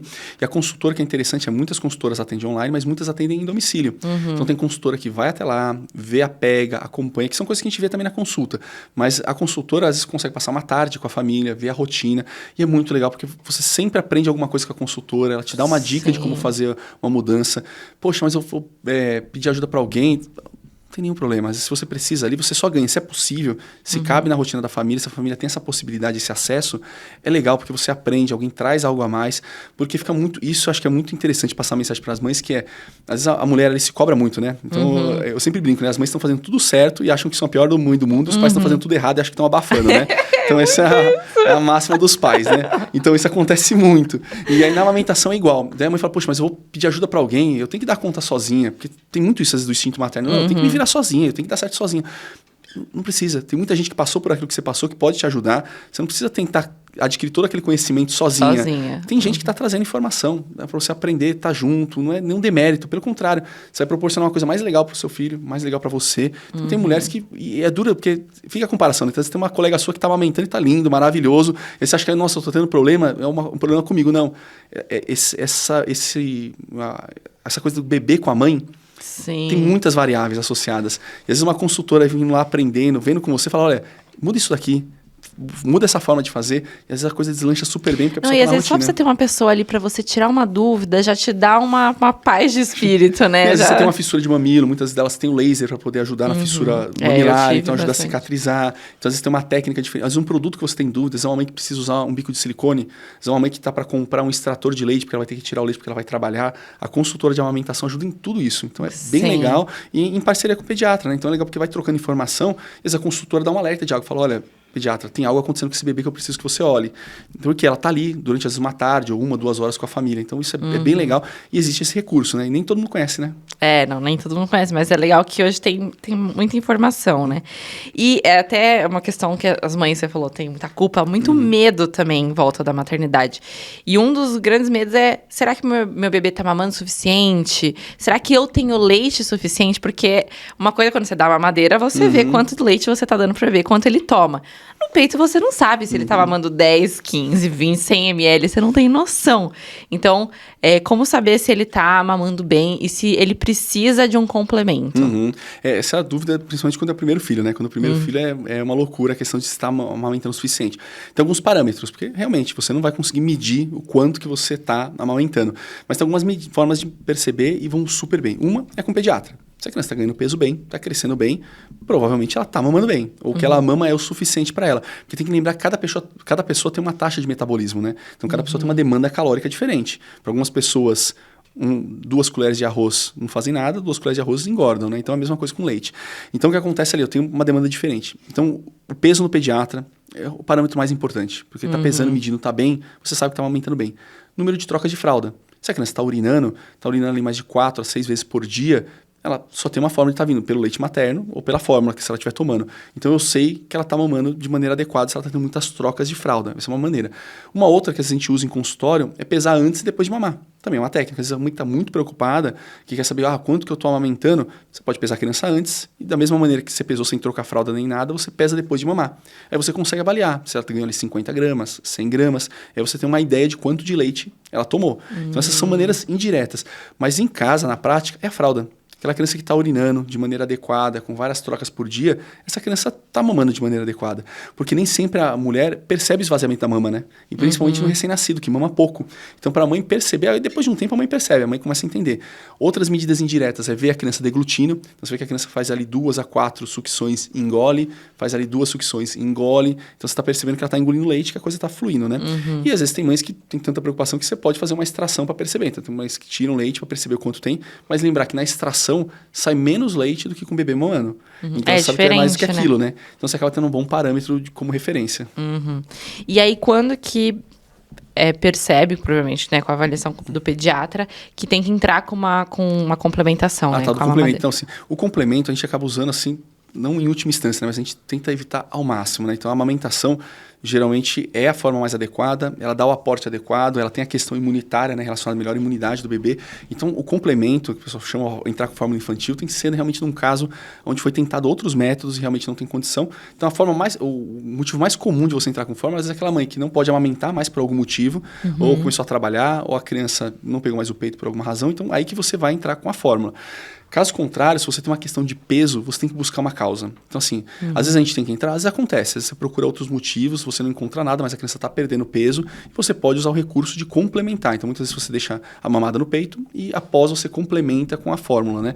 Mas assim, se isso acontece, você já tem que ter esgotado todas as outras formas de investigação, para ter certeza realmente que aquela criança não tem nenhuma outra doença, se realmente ela precisa de uma consultora de amamentação para ajudar na pega, se a mãe ali estava produzindo de maneira adequada, aí sim você vai para a fórmula. E tem também aqueles outros casos que é a opção materna. Tem mães que eles optam por, não quero mais amamentar, então a gente vai entrar com fórmula. Então o alentamento misto, que a gente chama, que é fazer o peito e a fórmula, é algo que a gente tenta deixar como última hipótese, porque muitas vezes, pelo menos no consultório, a maior parte das mães, a gente consegue às vezes tirar o leite, quando a mãe trabalha, armazenar, e a gente deixa um período dessa criança com leite materno que a mãe tirou, porque quando você começa a introduzir as papas ali a partir dos 6 meses de vida, por exemplo, você já tem as refeições, né? Então você vai ter uma demanda muito menor do leite materno. E aí você consegue evitar entrar com a fórmula, que tem uma questão de todo o viés da fórmula, né? Que apesar de ser adequada, não é a melhor forma. E tem a questão também do preço, né? Nem toda família tem acesso a comprar uma fórmula infantil. Então, assim, a gente deixa para o último caso, mas é muito ruim, né? Porque é muito comum você ver isso. Às vezes é o primeiro método que muita gente usa, né? Então, não estou conseguindo amamentar direito, acho que meu filho não está ganhando peso, eu vou para a fórmula. Isso é um problema, porque tem a fórmula que é a adaptação do gosto e tem aquela questão da confusão de bico, né? Então, tem 2 problemas. Aí vai virando uma bola de neve. A criança vai pegando muito melhor a fórmula, a mãe vai desistindo da amamentação. E aí também já pensa, ai, nossa, ali mamou bem, então quer dizer que eu não estava sendo suficiente. Às vezes nem é isso, não, né? Às vezes a criança já está te esperando, ela já sabe o que vai fazer. E tem também aqueles casos que a criança que é o prematuro, que não está ganhando peso, que às vezes já sai da maternidade com fórmula até você conseguir adquirir um peso adequado e depois vai tentando relactar no peito, para tentar fazer a troca, né? Bom, além do leite, deve dar água para o bebê em algum momento na amamentação? Então, quando você está amamentando, até a introdução das papas, você não vai introduzir água. Porque a água, ela tem um papel ruim, né? Tem vários papéis ruins nesse momento que o bebê está amamentando. Primeiro, a flora intestinal. A flora intestinal do bebê está adaptada para o leite materno. No momento que eu introduzo água, eu tenho um agente a mais. Mas o principal fator é, quando eu dou água para o bebê, ele não tem sede. Então, ele vai ficar com menos sede, vai pegar menos o peito na próxima mamada. Então, se você ficar matando a sede com água, você vai ter menos leite. Então, o ideal é não fazer. Quando introduz as papas, aí sim você começa com a água. Tá? Aí a questão de soluço, regurgitações são normais, né? E quando isso se torna um risco? Tá. Olha, a regurgitação é muito comum, quase todo bebê tem regurgitação, né? O refluxo doença é o que é fora do normal. E geralmente essa criança, o que ela faz, ela não ganha peso. É uma criança irritadiça, que acaba regurgitando todas as mamadas e tem que ser investigado. Mas a regurgitação, que às vezes são uma pequena quantidade ali de 2 a 4 colheres de sopa, mais ou menos de leite que a criança regurgita, principalmente se ela é manipulada, se ela não fica em pé tempo suficiente, adequado. O que é importante, de novo, é monitorar o desenvolvimento de crescimento. Porque se a criança regurgita, mas ela está ganhando peso bem, ela está engordando, está se desenvolvendo, é uma regurgitação fisiológica. Porque a criança não tem um esfíncter do esôfago que fecha de maneira adequada. Então, ela é um cano aberto. Então, ela volta o leite com muita facilidade. Se ela está ganhando peso bem, e a regurgitação, apesar de ser frequente, mas ela não afeta esse bebê, ele não está fazendo infecção de repetição, não tem pneumonias e está ganhando peso bem, a gente brinca que a gente fala que é o regurgitador feliz, né? Então, aquela criança que cheira queijo, está sempre ali regurgitando, mas ela está crescendo bem, está gordinha, e com o tempo ela vai melhorando. Então tem que ter um acompanhamento de perto para descartar doenças, às vezes tem que adaptar, talvez algo na alimentação da mãe, algo na rotina que está acontecendo, e sempre descartar os refluxos que são doença, que geralmente a criança perde peso. Então algumas vezes você tem que entrar com medicação, às vezes tem criança que precisa até de evento cirúrgico, pela gravidade do refluxo. Mas é raro, não é mais como muita gente chama de refluxo, uma regurgitação fisiológica, né? Sim. Não, legal que você falou isso da questão da alimentação da mãe. Então, na alimentação da mãe que amamenta, tem coisas que influenciam na cólica do bebê, que podem atrapalhar em relação à amamentação? Isso é muito louco, né? Porque você vai ganhando um monte de conselhos, né? Com o bebê do que dá ou não cólica, né? E isso, assim, varia muito de um bebê para o outro. Então, a mãe, isso é uma coisa que a mãe vai aprendendo com o tempo. Você já aprendeu, né? Várias dicas na sua alimentação. Porque para alguns bebês, alguns alimentos realmente favorecem mais cólica. Então, a criança tem cólica, geralmente até os 4 meses de vida. Quase todas as crianças têm cólica, né? E na maior parte das vezes não é limitadora. Passa por esse período. É um período de adaptação. Ela está adaptando a flora, as bactérias do ambiente, a alimentação. Então, tudo isso demora um período. E aí, com o tempo, a mãe vai aprendendo alimentos que podem causar cólica no filho dela. Então, não é assim, feijão causa cólica em bebê. Não necessariamente. Alguns bebês ficam super bem com a mãe se alimentando com feijão. E tem bebês que é horroroso. A mãe come algum grão, ele piora muito. Então, qual é a grande dica aqui, né? Você está percebendo, você teve seu bebê não tem cólica geralmente. E teve uma cólica horrorosa essa noite. Tenta fazer um recordatório nos últimos 2 dias, se teve algo diferente que você comeu. Então, por exemplo, vou chutar qualquer coisa aqui. Camarão. Não que camarão cause cólica para bebê em todos, mas, poxa, será que foi ele? O que eu faço? Eu deixo um período ali de 15 dias sem comer aquele alimento, vejo se o bebê melhorou, porque se eu tirei o camarão e ele continuou tendo cólica, então não foi o camarão. Deixa aquele período, o bebê melhorou, não está com cólica, eu posso fazer um teste de provocação. Se o bebê só teve cólica, eu posso fazer uma provocação. Se o bebê teve uma alergia, uma coisa grave, aí não, porque eu tenho que investigar. Mas eu faço. E o bebê teve cólica após ingerir aquele alimento, eu falo, poxa, esse alimento para o meu bebê é complicado. Então eu posso ali fazer uma retirada e evitar ele até pelo menos passar o período mais grave. Porque é muito comum, tem mães que quando chegam com 6 meses, elas não estão comendo mais nada. Porque todo evento de cólica, ela tira alguma coisa, né? Então, hoje eu comi couve, aí tira a couve. Hoje foi que eu comi feijão, aí tira o feijão. Chega com 6 meses, a mãe, tadinha, não tá comendo nada, assim, mais. Aí o bebê tá fazendo cólica por outro motivo, né? Então tem que tomar um pouquinho de cuidado com isso, senão ela vai retirando muita coisa da alimentação que não necessariamente precisa, né? Então você vai testando no seu bebê. Isso varia. Geralmente os bebês têm cólica em alimentos que, não é uma regra, mas é muito comum em alimentos que a mãe tem problema. Então, alimentos que a mãe fala, poxa, eu como isso daqui, eu me sinto empachada, eu demoro para ter digestão, eu tenho muitos gases. Então, as mães já têm uma ideia de alimentos. Como a genética é muito próxima, né? Então, você acaba tendo no bebê, às vezes, o mesmo tipo de reação. Então, tem mães que já sabem isso. Quando eu como isso daqui, eu fico muito mal. Ela come quando está amamentando e o bebê fica muito mal também. Então, não quer dizer que ele nunca vai mais poder comer aquilo na vida, não quer dizer que ele tem uma alergia, mas ele tem uma sensibilidade àquele agente. E aí varia. Eu já vi de tudo nesses anos, viu? Então, mas o meu maior medo é isso. Tem mães que acabam tirando tudo. Às vezes o bebê está tendo cólica por outro motivo. Às vezes a criança tem um refluxo grave, é uma criança que tem alguma questão intestinal que precisa ser tratada e a mãe está sem comer nada. Isso é ruim, né? Porque eu preciso dela bem alimentada para que isso melhore a qualidade do leite, né? Não, inclusive, eu tenho essa questão com a Gigi, né? Desde o começo, com o leite de vaca. Então, todas as vezes que eu consumi alguma coisa com leite de vaca, ela teve cólica, vômito, enfim. E aí, quando eu não consumo, ela fica super bem. E a gente já fez vários testes e percebeu que realmente isso é o que dá mais diferença, assim, pra ela. E aí muitas pessoas perguntam, então ela tem uma intolerância, ela tem uma alergia, né, que é a PLV, ou não, assim. Eu tenho uma certa intolerância ao leite de vaca também, então acho que isso tá relacionado com ela, né? O do leite é uma coisa assim, também o leite é uma coisa totalmente à parte, né? Porque as pessoas confundem muito na questão do leite. Então o leite, ele pode apresentar manifestações diferentes, que são condições bem diferentes. Então, tem aquelas pessoas, não estou falando de bebê, estou falando de adultos de forma geral, tem aquelas pessoas que têm uma intolerância à lactose, e a lactose é o açúcar do leite. Então, aquela pessoa, qual que é o problema dela? Ela tem pouca enzima ou não tem enzima para digerir o açúcar do leite. Então, essa pessoa é intolerante à lactose. Então, é aquela pessoa que pode comer, às vezes, um produto sem lactose. Então, ela compra um produto sem lactose e ela fica bem. Mas quando ela come algo que tem lactose, ela acaba, às vezes, tendo muito gases, dor abdominal, tem cólica e por aí vai. E existe a doença, que é a alergia à proteína do leite de vaca, que é a PLV, né? No APLV, o meu problema é a proteína. O leite tem uma proteína enorme, né? Uma proteína que pode causar alergia, inclusive alergia imediata, né? Que o pessoal fala da alergia que é IgE mediada, não IgE mediada. Basicamente a pessoa come o leite e ela vai ter uma reação ali em poucos minutos ou nas primeiras horas ela já tem uma reação alérgica. E o bebê também pode ter. Então tem bebês que têm alergia à proteína do leite de vaca.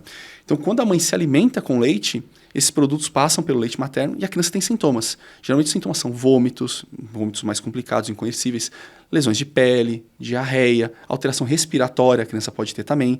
E aí quando a mãe faz a retirada do leite de vaca, a criança melhora. Mas é uma PLV ou não? No acompanhamento a gente tem como testar, a gente tem exames para a gente solicitar. Geralmente a alergia à proteína do leite de vaca é mais grave, então tem crianças que chegam a ter sangramento nas fezes, então é bem mais complicado. E acontece muito que você citou, né? Então você tem uma sensibilidade, muito provavelmente a lactose, e você vê que a gente também tem. Então isso acontece muito. E aí tem que tomar um pouquinho de cuidado, tem que ter um acompanhamento próximo, não tem que ter medo de tirar para fazer o teste, porque esse é o grande teste clínico que você faz, você retira, mas tem que tirar leite e derivados. Porque se eu tomo uma coisa sem lactose, a proteína ainda está lá. Então, o APLV ainda vai aparecer, que é o erro mais comum. Então, as pessoas, eu quero testar para ver se meu filho tem APLV enquanto eu amamento. Então, vou tomar leite sem lactose. Não. Você não pode tomar nada que tenha leite nem derivados. E lembrar que no APLV tem reação cruzada. Leite de cabra, leite de ovelha, leite de soja. Então, você também não pode fazer uma ingestão de leite de soja, senão ela pode ter uma reação cruzada com leite de vaca. E aí, quando você diferencia, não quer dizer também que seu filho não vai poder comer leite pelo resto da vida. Porque conforme essa criança ficar mais velha, a gente faz um teste de provocação, que é feito junto com o pediatra ou com o gastropediatra, para você avaliar se essa criança pode voltar a consumir o leite de vaca de maneira segura. Agora, o que bagunça todo o meio de campo na questão do leite, que acho que essa é a grande questão que nem todo mundo fala sobre isso, que é, tem-se hoje cada vez mais falado sobre a sensibilidade ao leite de vaca, a proteína mesmo em si. Então, a pessoa não tem a PLV, não tem doença, né, alérgica ao leite de vaca, mas ela não tolera bem a proteína do leite. Então, ela pode ter sintomas muito parecidos, que podem ser até mais brandos. Então, você não consegue fechar um diagnóstico de APLV, mas para aquele indivíduo, o leite de vaca faz mal. Ele acaba tendo, às vezes, enxaqueca, tem flatulência, dor abdominal e por aí vai. Então, essa é uma questão. E hoje, dentro, principalmente da nutrição funcional, cada vez mais se fala sobre o papel do leite de vaca. Então, muitas mães vão ouvir falar sobre isso. Então, tem muitas mães que optam por tirar o leite de vaca e derivados durante a gestação. Algumas optam de não oferecer para os filhos leite de vaca e derivados. E o que você tem que saber tem muito estudo hoje sobre isso. Se discute muito o efeito da caseína, que é uma substância que tem no leite de vaca, e ela vai para o cérebro, né, vai para o sistema nervoso central e pode levar a algumas alterações de comportamento, de sono. Então, tem todo um estudo nessa área. O que eu acho que é o recado mais importante. A família que opta por isso, ela está embasada. Tem coisas hoje que falam que pode ter benefício para o bebê, pode ter benefício para a mãe, precisa estar orientado de um profissional adequado, principalmente uma nutricionista ou um pediatra, alguém que entenda de nutrição para seguir, para ver se realmente a contagem dos outros nutrientes estão adequados, porque a gente tem muito alimento com leite, né? Então a gente está muito acostumado com leite de vaca. Então você tem que ter esse acompanhamento e é possível sim. É possível você, durante a gestação, é possível um bebê não ter contato nenhum com leite de vaca, se for uma opção da família, é possível fazer isso de maneira saudável. Mas é legal alguém acompanhar. Porque se você não tem alguém acompanhando, você pode cometer erros, né? Que é igual a alimentação vegana, por exemplo, né? A pessoa, sou vegano, mas a pessoa vive de batata frita. Então, o problema não é ser vegano. O problema é só comer batata frita. Sim, não come de forma saudável, E a mesma né? coisa do leite. Então, tem muita coisa legal para quem estiver interessado, tem muita coisa legal para ler sobre o assunto. É algo que está acontecendo e é possível fazer sem nenhum problema, só tem que estar bem acompanhado. Sim. Bom, sobre sono, a gente já falou um pouquinho aqui, né, da importância do sono e a importância das sonecas, né, do dia também, né, que o bebê não precisa dormir só à noite. Mas eu queria falar um pouco da importância da rotina, não só da rotina do sono, mas da rotina do bebê, que isso também vai influenciar no sono, consequentemente. Não, influencia muito no cognitivo, né? Você vê a criança que tem uma rotina, ela tem um desenvolvimento cognitivo muito melhor, né? É aquilo que a gente falou no comecinho, né? Tem essa questão da vida estar mais organizada, né? Então, tudo que eu faço para o meu bebê ter uma vida mais organizada, ele vai estar mais centrado e ele vai ter mais ferramentas para desenvolvimento cognitivo. Então, aquilo que a gente falou sobre ter uma rotina em si ajuda muito. Uma coisa que até a gente conversou uma vez em consulta, né? Que é você, às vezes, deixar música para eventos específicos. Então, assim, eu tenho a música da hora do banho, eu tenho a música da hora, ou som, né? Da hora do sono, eu tenho aquela música da hora de trocar a fralda, eu tenho aquela música quando eu vou para a escola, eu tenho aquela música, então assim, é na hora que eu vou mamar. Então se eu tenho uma trilha sonora, isso organiza muito, por quê? Ritmo, harmonia, o bebê entende desde muito cedo. Então, se ali eu dou um ritmo, uma harmonia antes de um evento, o bebê se organiza muito mais rápido. Então, começou aquela música, e tem que ser diferente a música, né? Então, começou aquela música, poxa, eu vou mamar. Então, agora vai começar. Então, ela vai se comportar assim, minha mãe vai sentar em tal lugar. Então, ele começa a entender que a vida faz sentido, que a rotina faz sentido. Poxa, começou a tocar a música do banho, vamos tirar minha roupa, vamos jogar no banho. Então, assim, é legal porque a criança vai entendendo o que vai acontecendo. Isso organiza tão bem a criança, e é algo tão simples. Porque você pode cantar uma música por boca, ligar no celular uma música para aquele momento, então isso vai organizando. E a rotina, isso tem que tomar muito cuidado, tem muitos livros que falam de rotina familiar, mas algumas rotinas não se aplicam pra gente, né? Então isso que a gente não pode ficar se culpando, porque tem famílias que às vezes o pai chega 1h da manhã, chega meia-noite, às vezes esse pai quer ver o filho, ou o filho fica esperando para ver o pai, às vezes a mãe chega meia-noite, 1h da manhã, às vezes a rotina durante o dia, tem pais que trabalham à noite e não trabalham durante o dia, então tem que tomar um pouco de cuidado. O importante é adaptar para a rotina nossa e ter essa rotina. Então, o que são eventos que são marcantes? O sono é marcante, ter um horário para a rotina. É importante um evento marcante, por exemplo, dos passeios ou da exposição solar, que no começo a gente faz os banhos de sol. Então, assim, eu tenho uma rotina para hora de passear com o carrinho, para sair com a criança. Eu tenho uma rotina para levar para o banho de sol.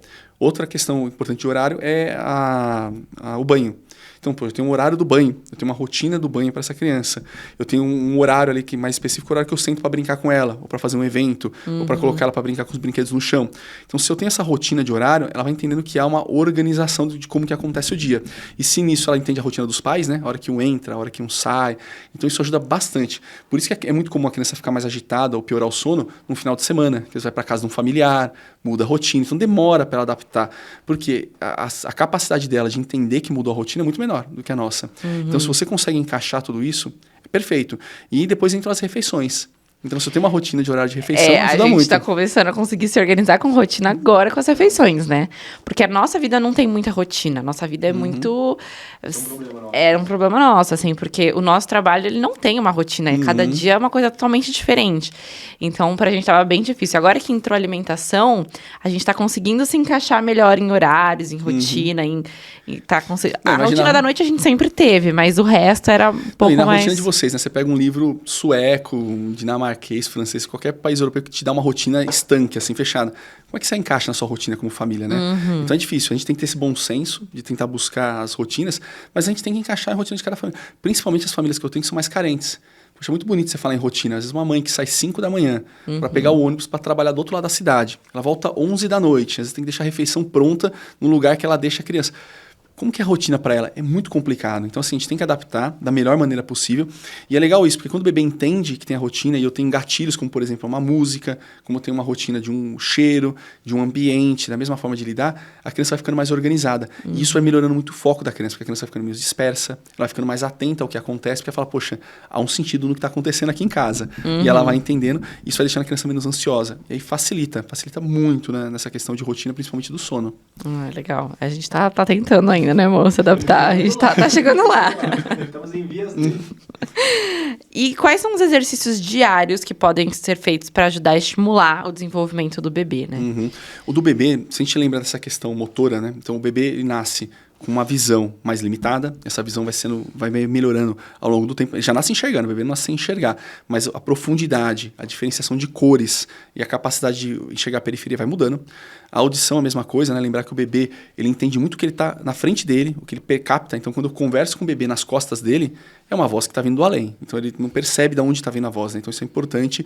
E a questão motora, ele vai mielinizar. Ou seja, vai melhorando o motor do centro do corpo para a periferia e da cabeça para os pés. Então, ele vai detectando o rosto, cabeça, a boca, nariz. Ele percebe face, aí ele vai percebendo melhor tórax, aí ele vai percebendo melhor as mãos e, por final, os pés. Então, quando eu tenho essa percepção, eu evito de fazer coisa errada, né? Que é por pegar o recém-nascido, que ele ainda não tem a capacidade total de abrir a mão a hora que ele quer, e eu coloco um chocalho na mão dele, porque daí ele fecha a mão e ele não consegue mais abrir. Então a criança fica sacudindo o chocalho, a família fica super feliz, mas ele tá desesperado, porque ele não solta aquele negócio, entendeu? Então isso acontece muito. Então, se eu dou esse espaço pro bebê, isso ajuda muito. E a mesma coisa de música, às vezes de falar, às vezes eu tô ali falando com o bebê e eu tô em outro cômodo. E tô conversando, aquilo às vezes pro bebê não é agradável, porque, poxa, eu tô ouvindo minha mãe, mas onde que ela tá? Eu estou ouvindo a voz dela, mas ela não está na minha frente. Então, aquela percepção de localização. Então, no começo, o estímulo motor com a criança mais livre possível é o mais adequado. Que é aquele que eu coloco a criança no chão, né? Que o americano gosta muito, o tummy time, né? Que é tipo fazer o exercício com a criança no chão, que é basicamente deixar a criança no chão. Se você deixar ela ali no chão, deitadinha num local adequado, ou num lugar que você tenha mais macio, que pode ser um cobertor que você coloca no chão, pode ser um aparadorzinho, né? Pode ser uma coisa de EVA, mas você tem um espaço ali para a criança, é ótimo. Por quê? Ela no chão, ela vai entendendo a percepção dela de corpórea, ela vai brincando com o que tem no entorno dela, ela tem a liberdade de tentar se virar. Então, eu vou começando a estimular e colocar brinquedos acima do ombro, perto do ouvido, para que ela vire a cabeça e busque aquele brinquedo. Existem plaquinhas e brinquedos, você encontra na internet, para estimulação do recém-nascido, para ela ir acompanhando com o olhar. Então, são brinquedos, às vezes, ou placas de interesse para algumas crianças. Eu não uso na rotina, mas alguns pais gostam, que são plaquinhas, às vezes, ou imagens, ou brinquedos, que têm cores muito contrastadas, tipo preto e branco, que você vai movimentando e a criança vai acompanhando com o olhar e com a cabeça, para você fazer um exercício cervical, para aquela criança que você vê que, às vezes, não está indo tão bem na questão cervical, que precisa melhorar o aprimoramento cervical. E colocar de forma supervisionada e por períodos curtos, ela de bruço, para que ela acostume a levantar os braços, para que vai ganhando um pouco de escápula, né? Vai ganhando um pouco de ombro, porque quanto mais autonomia ela vai tendo de movimentação, mais tranquila ela fica e mais ela explora o ambiente. Porque qual é o erro mais comum? Por que essa campanha americana de deixar a criança no chão solta? Porque começou muito a se usar os carrinhos, que são carrinhos ou cadeirinhas que são muito adaptadas, que tocam música, que balançam, que ficam passando luzinha, simulam até às vezes dentro do carro, né? Como se a criança estivesse dentro do carro, do banco de trás. E a criança apaga, né? A criança fica ali deitada o tempo inteiro e essa criança vai ter um atraso de desenvolvimento, porque ela vai explorar menos o corpo dela, ela vai explorar menos o ambiente. Então, qualquer um de nós precisa ser bebê, né? Se colocar você num lugar fechado, macio, quentinho, tocando música e balançando, você não vai fazer mais nada durante o dia, né? Você vai ficar ali deitado. Então a gente percebe que crianças vem até com úlcera na cabeça, vem machucada a cabeça da criança de tanto ficar deitada, ficar na mesma posição. Então a criança vem sem cabelo na parte de trás. Então isso é um indício que essa criança está muito tempo deitada na mesma posição. A criança não tem estímulo nenhum. Então essa criança vai começar a querer engatinhar, a querer andar muito para frente. Isso é ruim, porque a criança deixou um período onde o cérebro estava super apto a percepções novas e foi limitando ela. Então, às vezes tem pais que, poxa, não tem possibilidade de interagir com a criança o tempo inteiro, mas às vezes é melhor a criança no chão, para ela poder interagir, do que você colocar no Moisés, colocar numa cadeirinha e deixar ela ali o tempo inteiro parada. Porque ela vai se acomodar, vai ficar numa posição muito boa para ela dormir e ela não vai ter busca nem estimulação. Então, esse tipo de estímulo ajuda muito.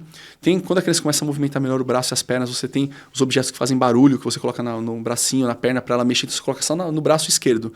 Então, ela movimenta e ouve aquele guizo. Então, ela fala, poxa, então isso que eu estou fazendo faz com que esse braço se mexa e faz com que faça o barulhinho. Então, pô, legal. E ela começa a fazer, dá para você amarrar, às vezes, um balãozinho, tem que estar bem supervisionado a criança, mas um balãozinho ali de hélio que fica pendurado, que ela mexe o pé na mão, ela vê o balão mexendo alto. Poxa, que legal. Os objetos onde que ela vê ação e reação, que é onde que eu aperto e faz um som. O objeto onde que eu coloco algo em alguma coisa, ele desce rolando e cai na outra parte. Então, tudo que ela vê uma ação e reação é interessante porque ela está percebendo que ela modifica o meio. Que é algo que para um bebê é fantástico, né? Porque basicamente ela era um bebê que não tinha o que fazer, né? Todo mundo carrega ela de um lado para o outro, ela só faz onde que deixam ela. E ela começa a falar, não, eu altero o ambiente, eu consigo mexer. Então, essa descoberta é muito importante. Então, tá ali com o bebê. E a estimulação junto com os pais. Então, lembrar que o começo da fala, ele acontece quando eu vejo as pessoas falarem. Tanto que o período de Covid, de máscara, atrapalhou muito a aquisição de fala, né, nas crianças. A gente está tendo um atraso de fala importante. Então, quando a criança me vê falando, é assim que ela começa a aprender a falar. Então, lembrar, quando eu estou conversando com a criança, não precisa estar encostada rosto com rosto, né? Mas sempre conversar com a criança na altura dos olhos, para que você permita que ela veja a sua boca. E é por esse motivo que a criança, os primeiros vocábulos é mamã, papá, porque são vocábulos externos. Porque ela aprende vendo outra pessoa falar. E aí depois ela vai aprender de outra maneira. Então, essas brincadeiras próximas com a criança perto de você e falando com ela, ajudam muito nesse desenvolvimento inicial. Ah, legal. E telas, né? Telas é um assunto que muito polêmico. Mais na nossa vida. Telas como celular, né, televisão, tudo, pode ser prejudicial para o desenvolvimento do bebê? Porque se fala muito, né, do bebê ficar muito ansioso, irritado devido ao uso de telas. Tá. A tela é uma coisa muito legal, é um assunto super interessante para a gente discutir de tela, que é o seguinte. Primeiro que tela, lógico que o excesso de tela tem prejuízo, igual o excesso de qualquer coisa tem prejuízo, né? Não tem, exercício em excesso prejudica. Então, isso é uma coisa um pouco óbvia, né? Então, tem que tomar um pouquinho de cuidado. E outro cuidado que me preocupa muito quando as mães vão estudar, ou vão ler, ou vão ver algum vídeo, alguma coisa sobre tela, é que lembrar que tela é algo muito recente. Então, tem muito estudo, e não estou dizendo que tela faz bem, tá? Mas tem que tomar muito cuidado com o estudo, que a pessoa lê, a conclusão que aquele cientista está tirando com tela, porque é muito novo. Televisão é muito novo. Televisão é uma coisa década de 50. Então, TV é muito nova, internet é muito nova, celular é muito novo. Então, tudo isso é muito recente. Então, um pouquinho de cuidado com essas conclusões muito, então é isso que causa, é aquilo, porque você demanda um tempo. E logo, logo, a gente nem vai mais estar tão preocupado com tela, porque vai indo tão rápido. Vai fazer parte do dia a dia. Então, nessa discussão toda, o que eu acho que é a minha preocupação quando você vai ensinar para algum pai sobre tela. Primeiro que é muito difícil uma família falar assim, meu filho tem 0 tela. Porque mesmo quando você está em casa, na sala com a TV ligada, ele está exposto à tela. Então, existem alguns parâmetros de tempo de tela que tentou se criar para tentar chegar num bom senso, que é, por exemplo, deixar sem tela até os 2 anos e depois começar com tela gradativamente até que essa pessoa tenha o tempo de tela, que é o que ele vai usar como na escola ou profissionalmente. Então, tem para quem quiser seguir, tá lá, mas lembrar isso, que não tem... esse é o melhor tempo. Então, olha, 30 minutos é muito melhor do que 40, ou 40 faz a mesma diferença de 30. Ninguém sabe disso. Então, isso é um primeiro ponto. O outro da tela, que eu acho que é o que falta se discutir, desculpa, que é o seguinte, quando eu falo em tela, desculpa, vou tomar um pouquinho de água. Pode tomar. Quando eu falo em tela, eu não vou conseguir tirar a tela completamente dos nossos filhos. Ela faz parte da rotina, né? Então, o que eu acho que a gente tem que discutir muito bem, primeiro, é conteúdo. Então, o que eu tenho ali naquele conteúdo da tela, então, monitorar, existe muita coisa legal, interessante, é um mecanismo legal de aprendizado, então tem que ter, e eu não estou falando para substituir, mas que a tela vai fazer parte da rotina, é igual jogos de videogame. Então, tem alguns pais que me preocupam, meu filho joga muito, então o problema não é o jogar, porque o jogar em si é uma coisa social. Às vezes, se ele não joga aquele jogo no videogame, que todos os amigos jogam juntos da escola, ele vai ser a única pessoa na turma que não joga aquele jogo. Então, isso é péssimo, né? Então, o que eu tenho que fazer é limitar o período. Então, no momento que eu tenho uma limitação de período, que eu defino o que é saudável, é a melhor forma. E como eu defino isso para nossas crianças? Eu estou tendo substituição. Então, assim, a criança está deixando de fazer uma prática esportiva, de brincar, para ficar na tela. Então, esse é o grande ponto. Então, naquele momento que ela está na tela, ela poderia estar fazendo outra coisa. Então, tem muitos pais que falam, Alex, eu fico morrendo de culpa. Mas eu estou trabalhando em home office, sou eu, meu filho. Às vezes ali eu tenho um momento que eu preciso entrar numa reunião, eu tenho que colocar ele na tela, porque eu não tenho com quem deixar. Só tem ali meu filho. Então, poxa, aquele é um momento que você não tem um plano B, às vezes aquela criança está irritada, às vezes você tem todas as brincadeiras e sobrou a tela. Então, esse é o primeiro ponto. Poderia estar fazendo outra coisa. Um outro cuidado enorme que se discute pouco. Nós somos o exemplo, né? Então, tem muitos pais que falam, nossa, meu filho fica muito tempo na tela. Mas o tempo que às vezes o filho está fora da tela, o pai está no celular, a mãe está no celular. Então, tem muitos pais que tem aquele momento que poderia estar com o filho e está na tela o tempo inteiro. E às vezes nem é por problema de trabalho, é só porque a pessoa está checando o tempo todo. Então, nós não somos o exemplo de chegar e falar assim, olha, vem cá, filho, eu tenho tempo. Vamos pegar o seu tablet, vamos pegar o meu celular, vamos guardar os dois aqui e vamos fazer tal coisa, depois a gente volta para pegar. E daí ele começa a entender aquilo que, poxa, eu não preciso disso o tempo inteiro. E vai se divertir junto. Então, o tempo de qualidade com o filho, para mim, é mais importante. Se discute pouco sobre isso, porque é verdade, a tela é um problema. Mas se você ficar batendo na tela sem dar uma outra solução, a gente não sai do lugar. Porque os pais falam, beleza, e o que eu faço? Se eu não tô com a tela ali. Então, essa é uma questão. E aí, onde que a tela a gente já sabe hoje que tem prejuízo? Na fala. Então, quando a criança vai crescendo, vendo vídeos, é diferente da fala em tempo real. Principalmente que se trabalha muito com animação. Então, na animação é alguém dublando. Então, o movimento de boca que aquele personagem faz é diferente do nosso. Então, tem criança que demora, às vezes, para ter percepção de fala, porque ela não aprende o movimento de boca, porque ela só está vendo personagem de animação movimentar, ou, às vezes, um filme dublado. Então, isso é péssimo, porque a criança não tem a movimentação de boca. Então, tem a questão da fala. Tem a questão da escrita, né? Porque, muitas vezes, quando você escreve na internet, no tablet, você não tem preocupação com a letra cursiva. Então, você tem ali uma letra de forma, né? Você tem uma letra não cursiva. E a letra cursiva ela é importante para o desenvolvimento cognitivo. Então, a criança precisa desse desenvolvimento. E a leitura, né? Então, cada vez a criança se lê menos. Então, tem esses trabalhos que mostram realmente que as gerações, a gente está tendo uma piora intelectual conforme as gerações passam. Mas, na minha opinião, não tem só a ver com tela. Tem a ver também com a forma que a gente ensina, porque mudou a forma de ensinar. O conhecimento é muito diferente. Mas como que eu resolvo isso? Naquela hora que eu tenho, porque, poxa, então ali, parei meu trabalho, eu tenho aquele período para estar com meu filho. Eu não vou estar no meu celular, vou aproveitar esse tempo para estar junto com meu filho. Tem hoje um monte de material ensinando como brincar com criança. E o que eu vou fazer? Brincadeiras que eu estou assim, sentada olho para o meu bebê ou para minha criança, para me ver falar. Porque ela precisa desse estímulo.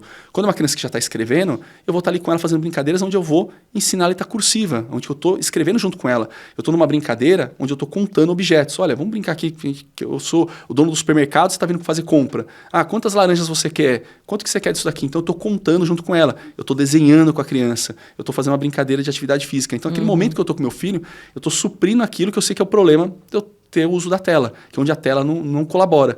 Então, você acaba tendo um momento prazeroso com a criança e sempre com o objetivo de estar ensinando algo, estimulando algo. E tem um monte de coisa para fazer assim, né, Fabi? Tem muita coisa hoje para fazer. Mas se eu tenho isso na minha cabeça, por quê? É muito comum isso. Às vezes eu pego com os pais, a gente repassa a rotina, em casos graves de tela. Quando passa a rotina, eu falo assim, puta, é verdade. Uma hora que eu tenho, que eu poderia estar com a minha filha, eu estou checando mensagem, eu estou vendo alguma coisa no celular, e eu estou respondendo o WhatsApp da família, estou no grupo. Não, deixa ali. E é uma coisa que é interessante, já tem aplicativo assim, né? Que é para nós, e eu acho isso mais importante que as crianças, para nós adultos temos a rotina de tela, né? Então hoje tem aplicativos que monitora, você já ficou tanto tempo nesse aplicativo. Eu vou entrar no WhatsApp, tais momentos do dia. Tem pessoa que não pode, que é pelo trabalho, como é o meu caso, às vezes tem pacientes que me ligam, tem emergência, então às vezes não dá. Mas, poxa, eu vou entrar com tal rotina. Poxa, vou entrar no Instagram e vou ficar de tal a tal hora. Então, a gente tem essa rotina? Não tem. Dificilmente um adulto faz isso. Tem uma rotina para checar as mídias sociais e tudo mais. Se você tem, você vai aproveitar muito mais a mídia social, você vai organizar melhor o seu tempo do que aquela coisa compulsiva da pessoa olhar o tempo inteiro. E aí o filho aprende, né? Porque se o filho cresce vendo os pais com o celular na mão o tempo inteiro, não tem outra maneira. Ele vai ser um adulto que vai ter esse dispositivo. E por último, assim, a questão de tela, os pediatras agora mais novos, a gente que está preocupado de verdade com a questão de internet, a gente se preocupa com tela, a tela não pode substituir a atividade física, mas a gente está se preocupando muito mais com questões novas, como, por exemplo, o metaverso, né? Então, a gente, como pai, vai ter que estar muito mais preparado. Tela, para a geração nossa de pais, vai ser uma questão, mas não é a principal questão. A gente tem que estar preparado para coisas novas, como, por exemplo, mídias novas, como, por exemplo, o metaverso e outras mídias. Porque a gente vai começar a se preocupar com coisas de realidade virtual, imersivas. Então, ter rotina vai ser muito mais importante do que a tela. Ai, gente, eu não tô preparada. E a gente volta só para falar de metaverso. Mais pra frente. Outro podcast. Um outro Meu Deus, não tô preparada pra nossa filha no metaverso, hein? Eu não sei nem o que me espera lá na frente. Sabe coisa legal? É igual eu vi acontecer com as mídias sociais. A gente vai ter que entrar. A gente vai ter que conhecer. Sim. Porque não tem outra forma. Porque você não, assim, se todas as amigas dela, todo mundo tá usando metaverso, ela vai ter algum contato com esse ambiente. Você vai conseguir, às vezes, tirar. Tem famílias que conseguem, mas vai ser muito difícil. Agora, se você ensina para ela como usar a ferramenta e que aquilo é um dispositivo social ou de entretenimento, aí a vida fica muito mais tranquila. Se você ensina desde cedo. Mas para ensinar, a gente tem que conhecer, né? Então, da mesma forma que nossos pais tiveram que se adaptar com a questão da mídia social, que foi uma novidade para eles, e hoje todos os nossos pais estão no WhatsApp, no Facebook, no Instagram, Sim. a gente vai ter que se adaptar. E a gente tem que ser o exemplo, né?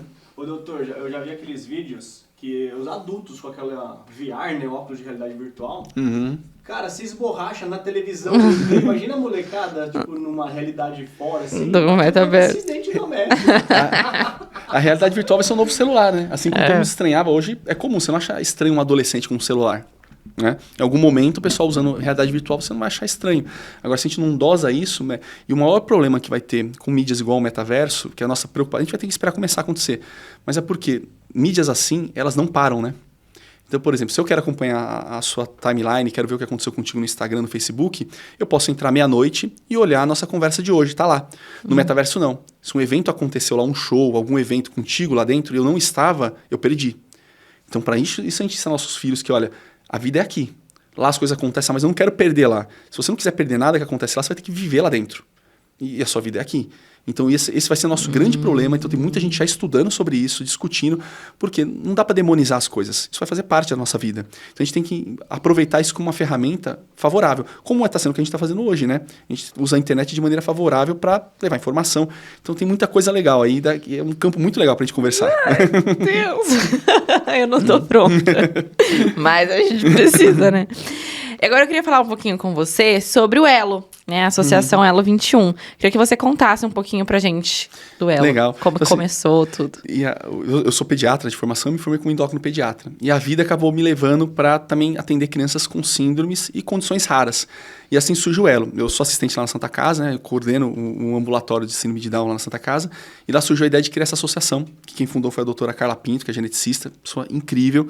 E como funciona o Elo, né? Lá hoje é uma clínica que atende de tudo, não atende só crianças com síndromes ou condições raras, mas começou como base na síndrome de Down, que a gente chama de trissomia do 21, né? T21, e foi crescendo. Então, hoje lá a gente tem profissionais das mais diversas áreas, a gente tem fono, a gente tem TO, fisioterapeuta, mas a gente tem pneumologista, infecto, ginecologista, neurologista, otorrino, imuno, tem uma gama enorme de profissionais, eu como endócrino, tem outro endócrino pediatra lá também.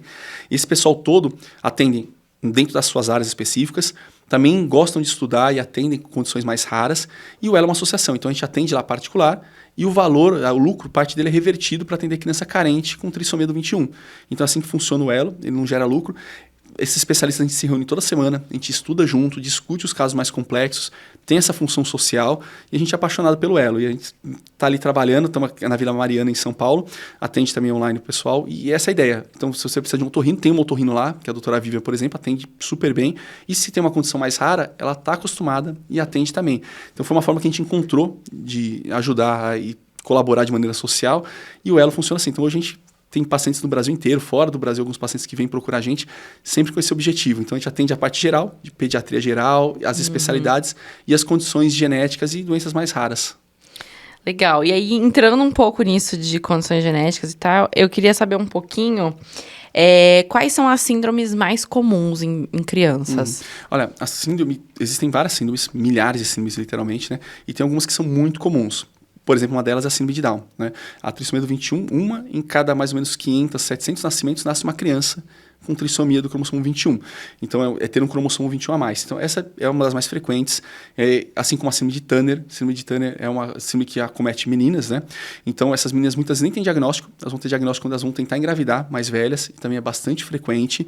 E existem diversas, assim, síndromes que são mais graves ao nascimento, que a criança pode vir. Síndrome é um conceito que não é uma doença, né? Então, quem tem trissomia do 21 não tem uma doença.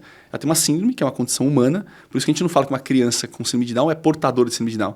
Ela tem trissomia do 21. E dentro daquela síndrome é mais frequente algumas doenças.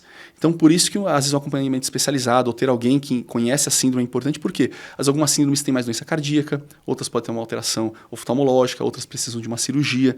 Então, são muitas famílias pelo Brasil, muitas mesmo, mesmo famílias que têm, e cada uma delas, assim, acabam buscando, dentro do seu segmento, especialistas adequados para aquela área, né?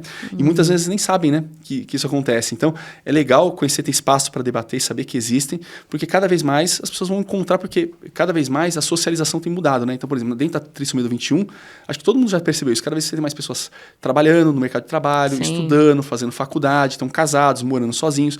Então, você vai derrubando barreiras e preconceitos, porque você vai percebendo que dentro daquela síndrome a condição de vida é absolutamente normal, a pessoa vai casar, vai ter a casa dela, vai tocar a vida, vai trabalhar, e cada vez a gente vai incluindo mais esses indivíduos. Então, para quem está ouvindo a gente, quiser conhecer, conheça, dê uma estudada sobre o assunto. Você tem um colega de trabalho, tem um amigo na escola, tem um amigo e do seu filho que está estudando com ele, que tem alguma síndrome, alguma condição genética. Estuda um pouco sobre o assunto para conhecer, por isso para as famílias é muito importante, porque o que mais atrapalha às vezes a questão da socialização é o desconhecimento, né? Então, as pessoas não conhecem tão bem. E dentro da T21 tem muita coisa legal acontecendo. O mês de março é o mês que a gente fala sobre a trissomia do 21. E agora, no mês de maio, a gente fala da trissomia do 18, né? A síndrome de Edwards. Que também a gente vai ter alguns eventos desse mês. Então, é legal conhecer, porque é algo que para essas famílias é muito importante. E cada vez a gente vê mais incluído essas crianças na escola, né? Então, é legal para todas as mães conhecerem um pouquinho, porque para essas mães, além de tudo que a gente conversou hoje aqui, de todos os desafios que tem da maternidade, para essas mães, muitas vezes, ela tem outro desafio, que é o desafio ainda de lidar com aquela síndrome, de aprender algo novo, de aprender algo que não é comum a todas as mães. E isso também é legal quando todo mundo ampara, entende o que está acontecendo e aprende um pouquinho sobre o assunto, porque cada vez vai ser mais frequente a gente ter indivíduos com alguma síndrome trabalhando na rotina, né? Sim. E eu até queria saber, assim, em relação às síndromes, existe algo... Agora é uma pergunta totalmente de leiga mesmo, tá? Existe algo que pode ser feito tanto na gravidez ou antes de engravidar, ou no começo ali, que possa evitar alguma síndrome ou não? O que acontece é o seguinte, a maior parte das síndromes são multifatoriais, né? Existem síndromes que estão relacionadas com condições do pai e da mãe. Então, tem algumas síndromes que o pai e a mãe têm uma condição que favorece que aquela síndrome aconteça. Então, por isso que a primeira coisa que tem do casal... E quando a gente fala de evitar, assim, a gente é contra a síndrome, não quer que aconteça, não. Tem casais que às vezes querem ter uma ideia, porque existem muitas síndromes. E tem síndromes que eu posso realmente evitar de outras maneiras. Mas... Primeira coisa é o casal procurar um profissional antes de engravidar. Esse é o primeiro ponto, né? Então, quando o casal procura o profissional vai mapear, principalmente quem faz isso é o geneticista, vai verificar riscos e pedir exames. Aí, ali eu já posso detectar alguma coisa, eu posso descobrir não só síndromes, eu posso descobrir doenças que aquela família tenha e que não foram diagnosticadas. E aí, quando engravida, durante a gestação, existem suplementos para a gente fazer antes e durante a gestação. Eles vão evitar 100%, quer dizer que não. Mas ele diminui muito o risco para algumas condições. Então, às vezes tem alguma deficiência de vitamina, às vezes tem alguma deficiência que aquele casal tem que precisa ser suplementada, às vezes eu melhoro a condição de saúde do casal, então eu tenho uma divisão celular mais saudável. Então, eu evito alguns erros de divisão celular. Então, tem muita coisa legal hoje para evitar, principalmente doenças, né? Não tantas síndromes em si, mas para síndromes tem coisas muito legais. E também com o geneticista e profissional da área, tem uma coisa muito legal que as pessoas esquecem. Existem muitos exames pré-natais. E o exame não quer dizer que vou fazer o exame porque eu quero interromper a gestação, não. Mas eu quero fazer o exame porque eu quero ter certeza de tudo que meu bebê pode ter. E existem muitos exames, e quem orienta muito bem é o obstetra ou o geneticista. Então ele vai te explicar qual que é a diferença de fazer uma coleta de exame na mãe, o que eu posso ver, o que eu posso ver às vezes numa pesquisa de líquido amniótico. Então existem esses exames que muitas vezes as mães desconhecem. E isso é legal, porque se eu já conheço antes de engravidar, o que eu faço? Eu suplemento o casal antes de engravidar, suplemento a mãe quando ela está grávida e amamentando, e durante a gestação eu oriento os exames que existem. Para aquele casal tome a decisão se ele quer ou não coletar um exame, desde um NIPT, que é um exame de sangue, até, por exemplo, uma amniocentese, que eu tenho que pegar o líquido dentro da barriga da mãe, aquele líquido amniótico. Então tem coisas bem legais hoje, o geneticista orienta bem, mas de verdade, de base, é uma vida saudável, é uma alimentação adequada, porque a gente sabe que muitas doenças do bebê estão relacionadas com uma vida desregrada, o uso abusivo de álcool, o uso do tabaco, uma alimentação muito ruim, sedentarismo, tudo isso favorece crianças. E não só que você vai perceber logo que nasce, né? Tem muita doença que às vezes por uma vida, uma qualidade de vida ruim dos pais, essa criança vai sofrer alguma alteração na vida adulta ou na velhice. Então hoje tem trabalhos que mostram da questão transgeracional, né? Então, por exemplo, quando você foi gerada, quando você era apenas um óvulo, você estava no ovário da sua mãe. E você estava no ovário da sua mãe quando sua mãe estava na barriga da sua avó. Então o que a sua avó fez enquanto estava grávida da sua mãe impactou diretamente no óvulo, que é a célula que te formou. Então às vezes sua avó fuma enquanto está grávida da sua mãe, e você vai sofrer uma doença depois quando você tem 40 anos de idade, 50 anos de idade, por genes que foram ligados naquele momento. Então é uma coisa muito legal isso, né? Que a gente tem uma responsabilidade transgeracional. De outras gerações. E tem trabalhos que falam de acontecimentos em 9 gerações. que a pessoa fez algo 9 gerações atrás e hoje eu vejo uma repercussão. Então é muito legal isso, porque dá um impacto pra gente, não só na maternidade, depois que nasce o bebê, né? Ou quando tá grávida, mas dá pra gente uma responsabilidade ao longo da vida. Isso é muito legal. Meu Deus, já é responsabilidade. E eu queria saber também como que você identifica, né, algum problema no desenvolvimento infantil, né? Qual é o momento certo para buscar um profissional? Perfeito. Sim, o pediatra está habilitado para entender os marcos de desenvolvimento e perceber se tem algo errado com o bebê. Então, assim, o acompanhamento com o pediatra é o mais importante porque ele vai observar os marcos. Existem tabelas de marcos de desenvolvimento. E aí, muito cuidado as mães têm que ter, porque tem tabelas que dão marcos, que é quando começam a aparecer aquele marco. Então, olha, a criança começa a engatinhar a partir de tanto, ou a criança começa a andar a partir de tanto. Então, são os começos de marco. E existem tabelas que falam o limite final. Então, a criança pode andar até tanto tempo, a criança pode engatinhar. Então, tem que tomar um pouquinho de cuidado, porque às vezes a pessoa assusta. Ah, meu filho não está no marco. Não. Que tabela que você está vendo? É uma tabela que está falando a partir de quando começa. E você fala, nossa, meu filho está atrasado. Não. Ela pode começar, por exemplo, um evento com 6 meses, e isso pode acontecer até 1 ano de idade. Então, esse é o cuidado. Então, esses marcos são geralmente marcos motores, né? E de desenvolvimento motor, são fáceis de serem aplicados e o pediatra está muito bem orientado. Mas uma coisa que é assim, muito importante, e mais importante do que não adquirir um marco, que já é importante, tem que discutir com o pediatra e ele vai avaliar, é se a criança perde um marco. Então, poxa, quando eu tenho ali meu bebê, ele está engatinhando e ele para de engatinhar, meu bebê estava ali falando e para de falar, já estava andando e regrediu. A regressão na criança é um baita sinal de alerta. É um belo sinal vermelho que você tem que parar tudo e investigar, porque a criança ela não perde aquisições. Às vezes pode ser um evento que ela não fez, algo que ela está aprendendo. Mas, poxa, meu filho já falava tais palavras, agora não está falando mais. Minha filha estava andando e parou de andar. Isso é o mais importante. O maior sinal de alerta numa criança ela é regredir. A criança não regride. A criança ela vai tendo um crescimento progressivo e vai melhorando progressivamente. Se acontece regressão, para tudo, conversa com o pediatra e aí vai ser feita a investigação para ver o que algo de neurológico está acontecendo. Tá? Mas muito cuidado para ler os marcos, porque toda mãe quando lê o marco acha alguma coisa e às vezes um marco que está um pouco atrasado, se todo o contexto está adequado, nem sempre é algo com a criança. Pode ser a falta de uma estimulação, pode ser algum evento que ela está se adaptando, por exemplo, uma mudança de casa, uma entrada na escola. Então lembrar também que os eventos do dia a dia podem alterar esses marcos temporariamente, para a gente não ficar muito surtado, senão a gente fica muito preocupado com o bebê. Ai, a gente surta. Eu tenho dado umas surtadas, né, amor? Mas faz parte. Bom, é um assunto que dá pra gente fazer um outro episódio só sobre essa parte de síndromes e tudo. Mas, assim, só pra finalizar isso, quando uma mãe descobre que o filho tem algum tipo de síndrome, quais os próximos passos? Ela pode descobrir tanto na gestação, né, quanto depois que o bebê nasceu. O primeiro passo, geralmente, é o geneticista. Na maior parte dos lugares do Brasil, o profissional que está lá é o geneticista.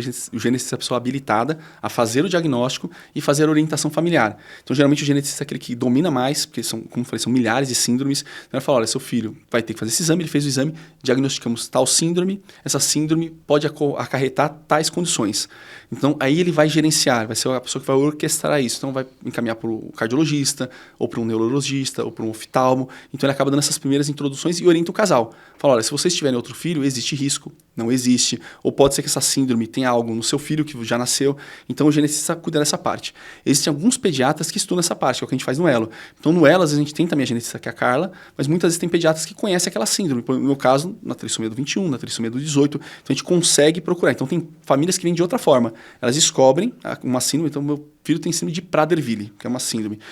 Poxa, procurei na internet, encontrei. Então, às vezes tem profissionais que nem sempre são geneticistas, mas se dedicam a vida a estudar aquela síndrome. Então, poxa, encontrei essa médica, encontrei esse médico que estuda Prader-Willi. E a pessoa marca com ela. Então, é uma outra via de chegar no profissional. Mas como a gente tem um país enorme, nem sempre em todas as condições, muitas vezes passa pela mão do pediatra. Aí o pediatra, às vezes, vai verificar o caso, vai conversar com o geneticista, vai estudar o caso. E quando tem acesso, ele encaminha para o geneticista. E aí, em cada condição, a rotina é diferente, porque muda muito. Às vezes, alguns vão precisar de terapias, outros não. Alguns vão precisar de cirurgia, outros não. Mas o geneticista é a pessoa que acaba sendo o profissional de mais fácil acesso. A gente já está encerrando aqui. E aí, para encerrar, eu queria que você deixasse um recado para as mamães e futuras mamães que estão nos assistindo. Olha, primeiro, brigadão pelo convite. Assim, adorei, assim, sempre adoro falar. Nem todas as mães têm acesso a um pediatra ou procurar nesse país, então é muito legal. Mas acho que assim, se for deixar uma mensagem, olhem para os filhos de vocês. Tem todas essas informações, ajudam horrores, assim, graças a Deus que tem os grupos de mídia social, tem um grupo de WhatsApp, tem mídias como o da Fabi, isso ajuda muita gente que é pediatra. Hoje as mães chegam muito mais orientadas, chegam muito mais tranquilas em alguns assuntos, então eu adoro, acho que vale muito a pena. Mas ali tem a orientação, mas sempre volta pro filho. Olha como ele está, vê se as coisas estão bem, se as coisas estão funcionando bem, porque nem sempre vai se enquadrar numa rotina, num roteiro que funciona para outra mãe. Então tem sempre esse cuidado de olhar, se o bebê está bem, está crescendo bem, a família está boa. Não adianta me preocupar muito com a tela se o casal está brigando todo dia e quebrando pau e se separando. Não adianta eu me preocupar muito com a alimentação se a criança está num lugar de risco, onde ela pode ser violentada, onde ela pode ser sequestrada. Então, assim, tem coisas que a gente tem que entender o ambiente do bebê e olhar para ele. Então, se o bebê está bem, o ambiente está bom, um casal que está bem, uma família que está bem, a mãe, às vezes o pai, às vezes não está o casal ali, mas quem está ali cuidando do bebê está bem, está se cuidando, isso é o mais importante, que é a campanha nossa que a gente está fazendo esse mês.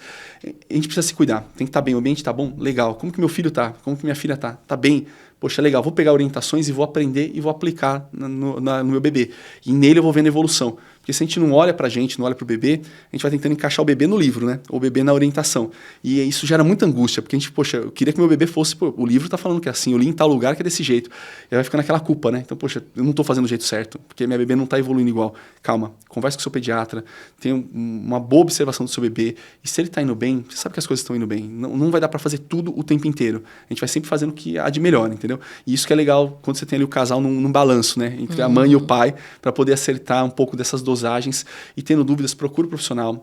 Tem dúvida na parte de nutrição, tem nutricionistas incríveis hoje no Brasil. Tem dúvida com pediatra, conversa com pediatra. E tem muito material legal na internet, né? Então procurem, tem material gratuito, vale a pena assistir para ir tirando as dúvidas. E quem tiver dúvida pelos canais da Fabi, se falar com ela fala comigo também. A gente vai tirando as dúvidas sempre, né? Não, a gente pode deixar aberto aqui para ter outros episódios, né? Pra gente conversar mais de outros assuntos. Aí vocês podem sugerir aí também, comenta. Ah, quero saber mais sobre síndromes, eu quero falar sobre outro assunto. Enfim, manda aí que a gente pode fazer mais pra frente outros episódios, tirar mais dúvidas de vocês, porque a gente sabe que os primeiros meses, os primeiros anos de vida de uma criança são muito importantes, né? E tem muita coisa, tem muito assunto que a gente... para aprender, para falar, para conversar, para trocar experiência.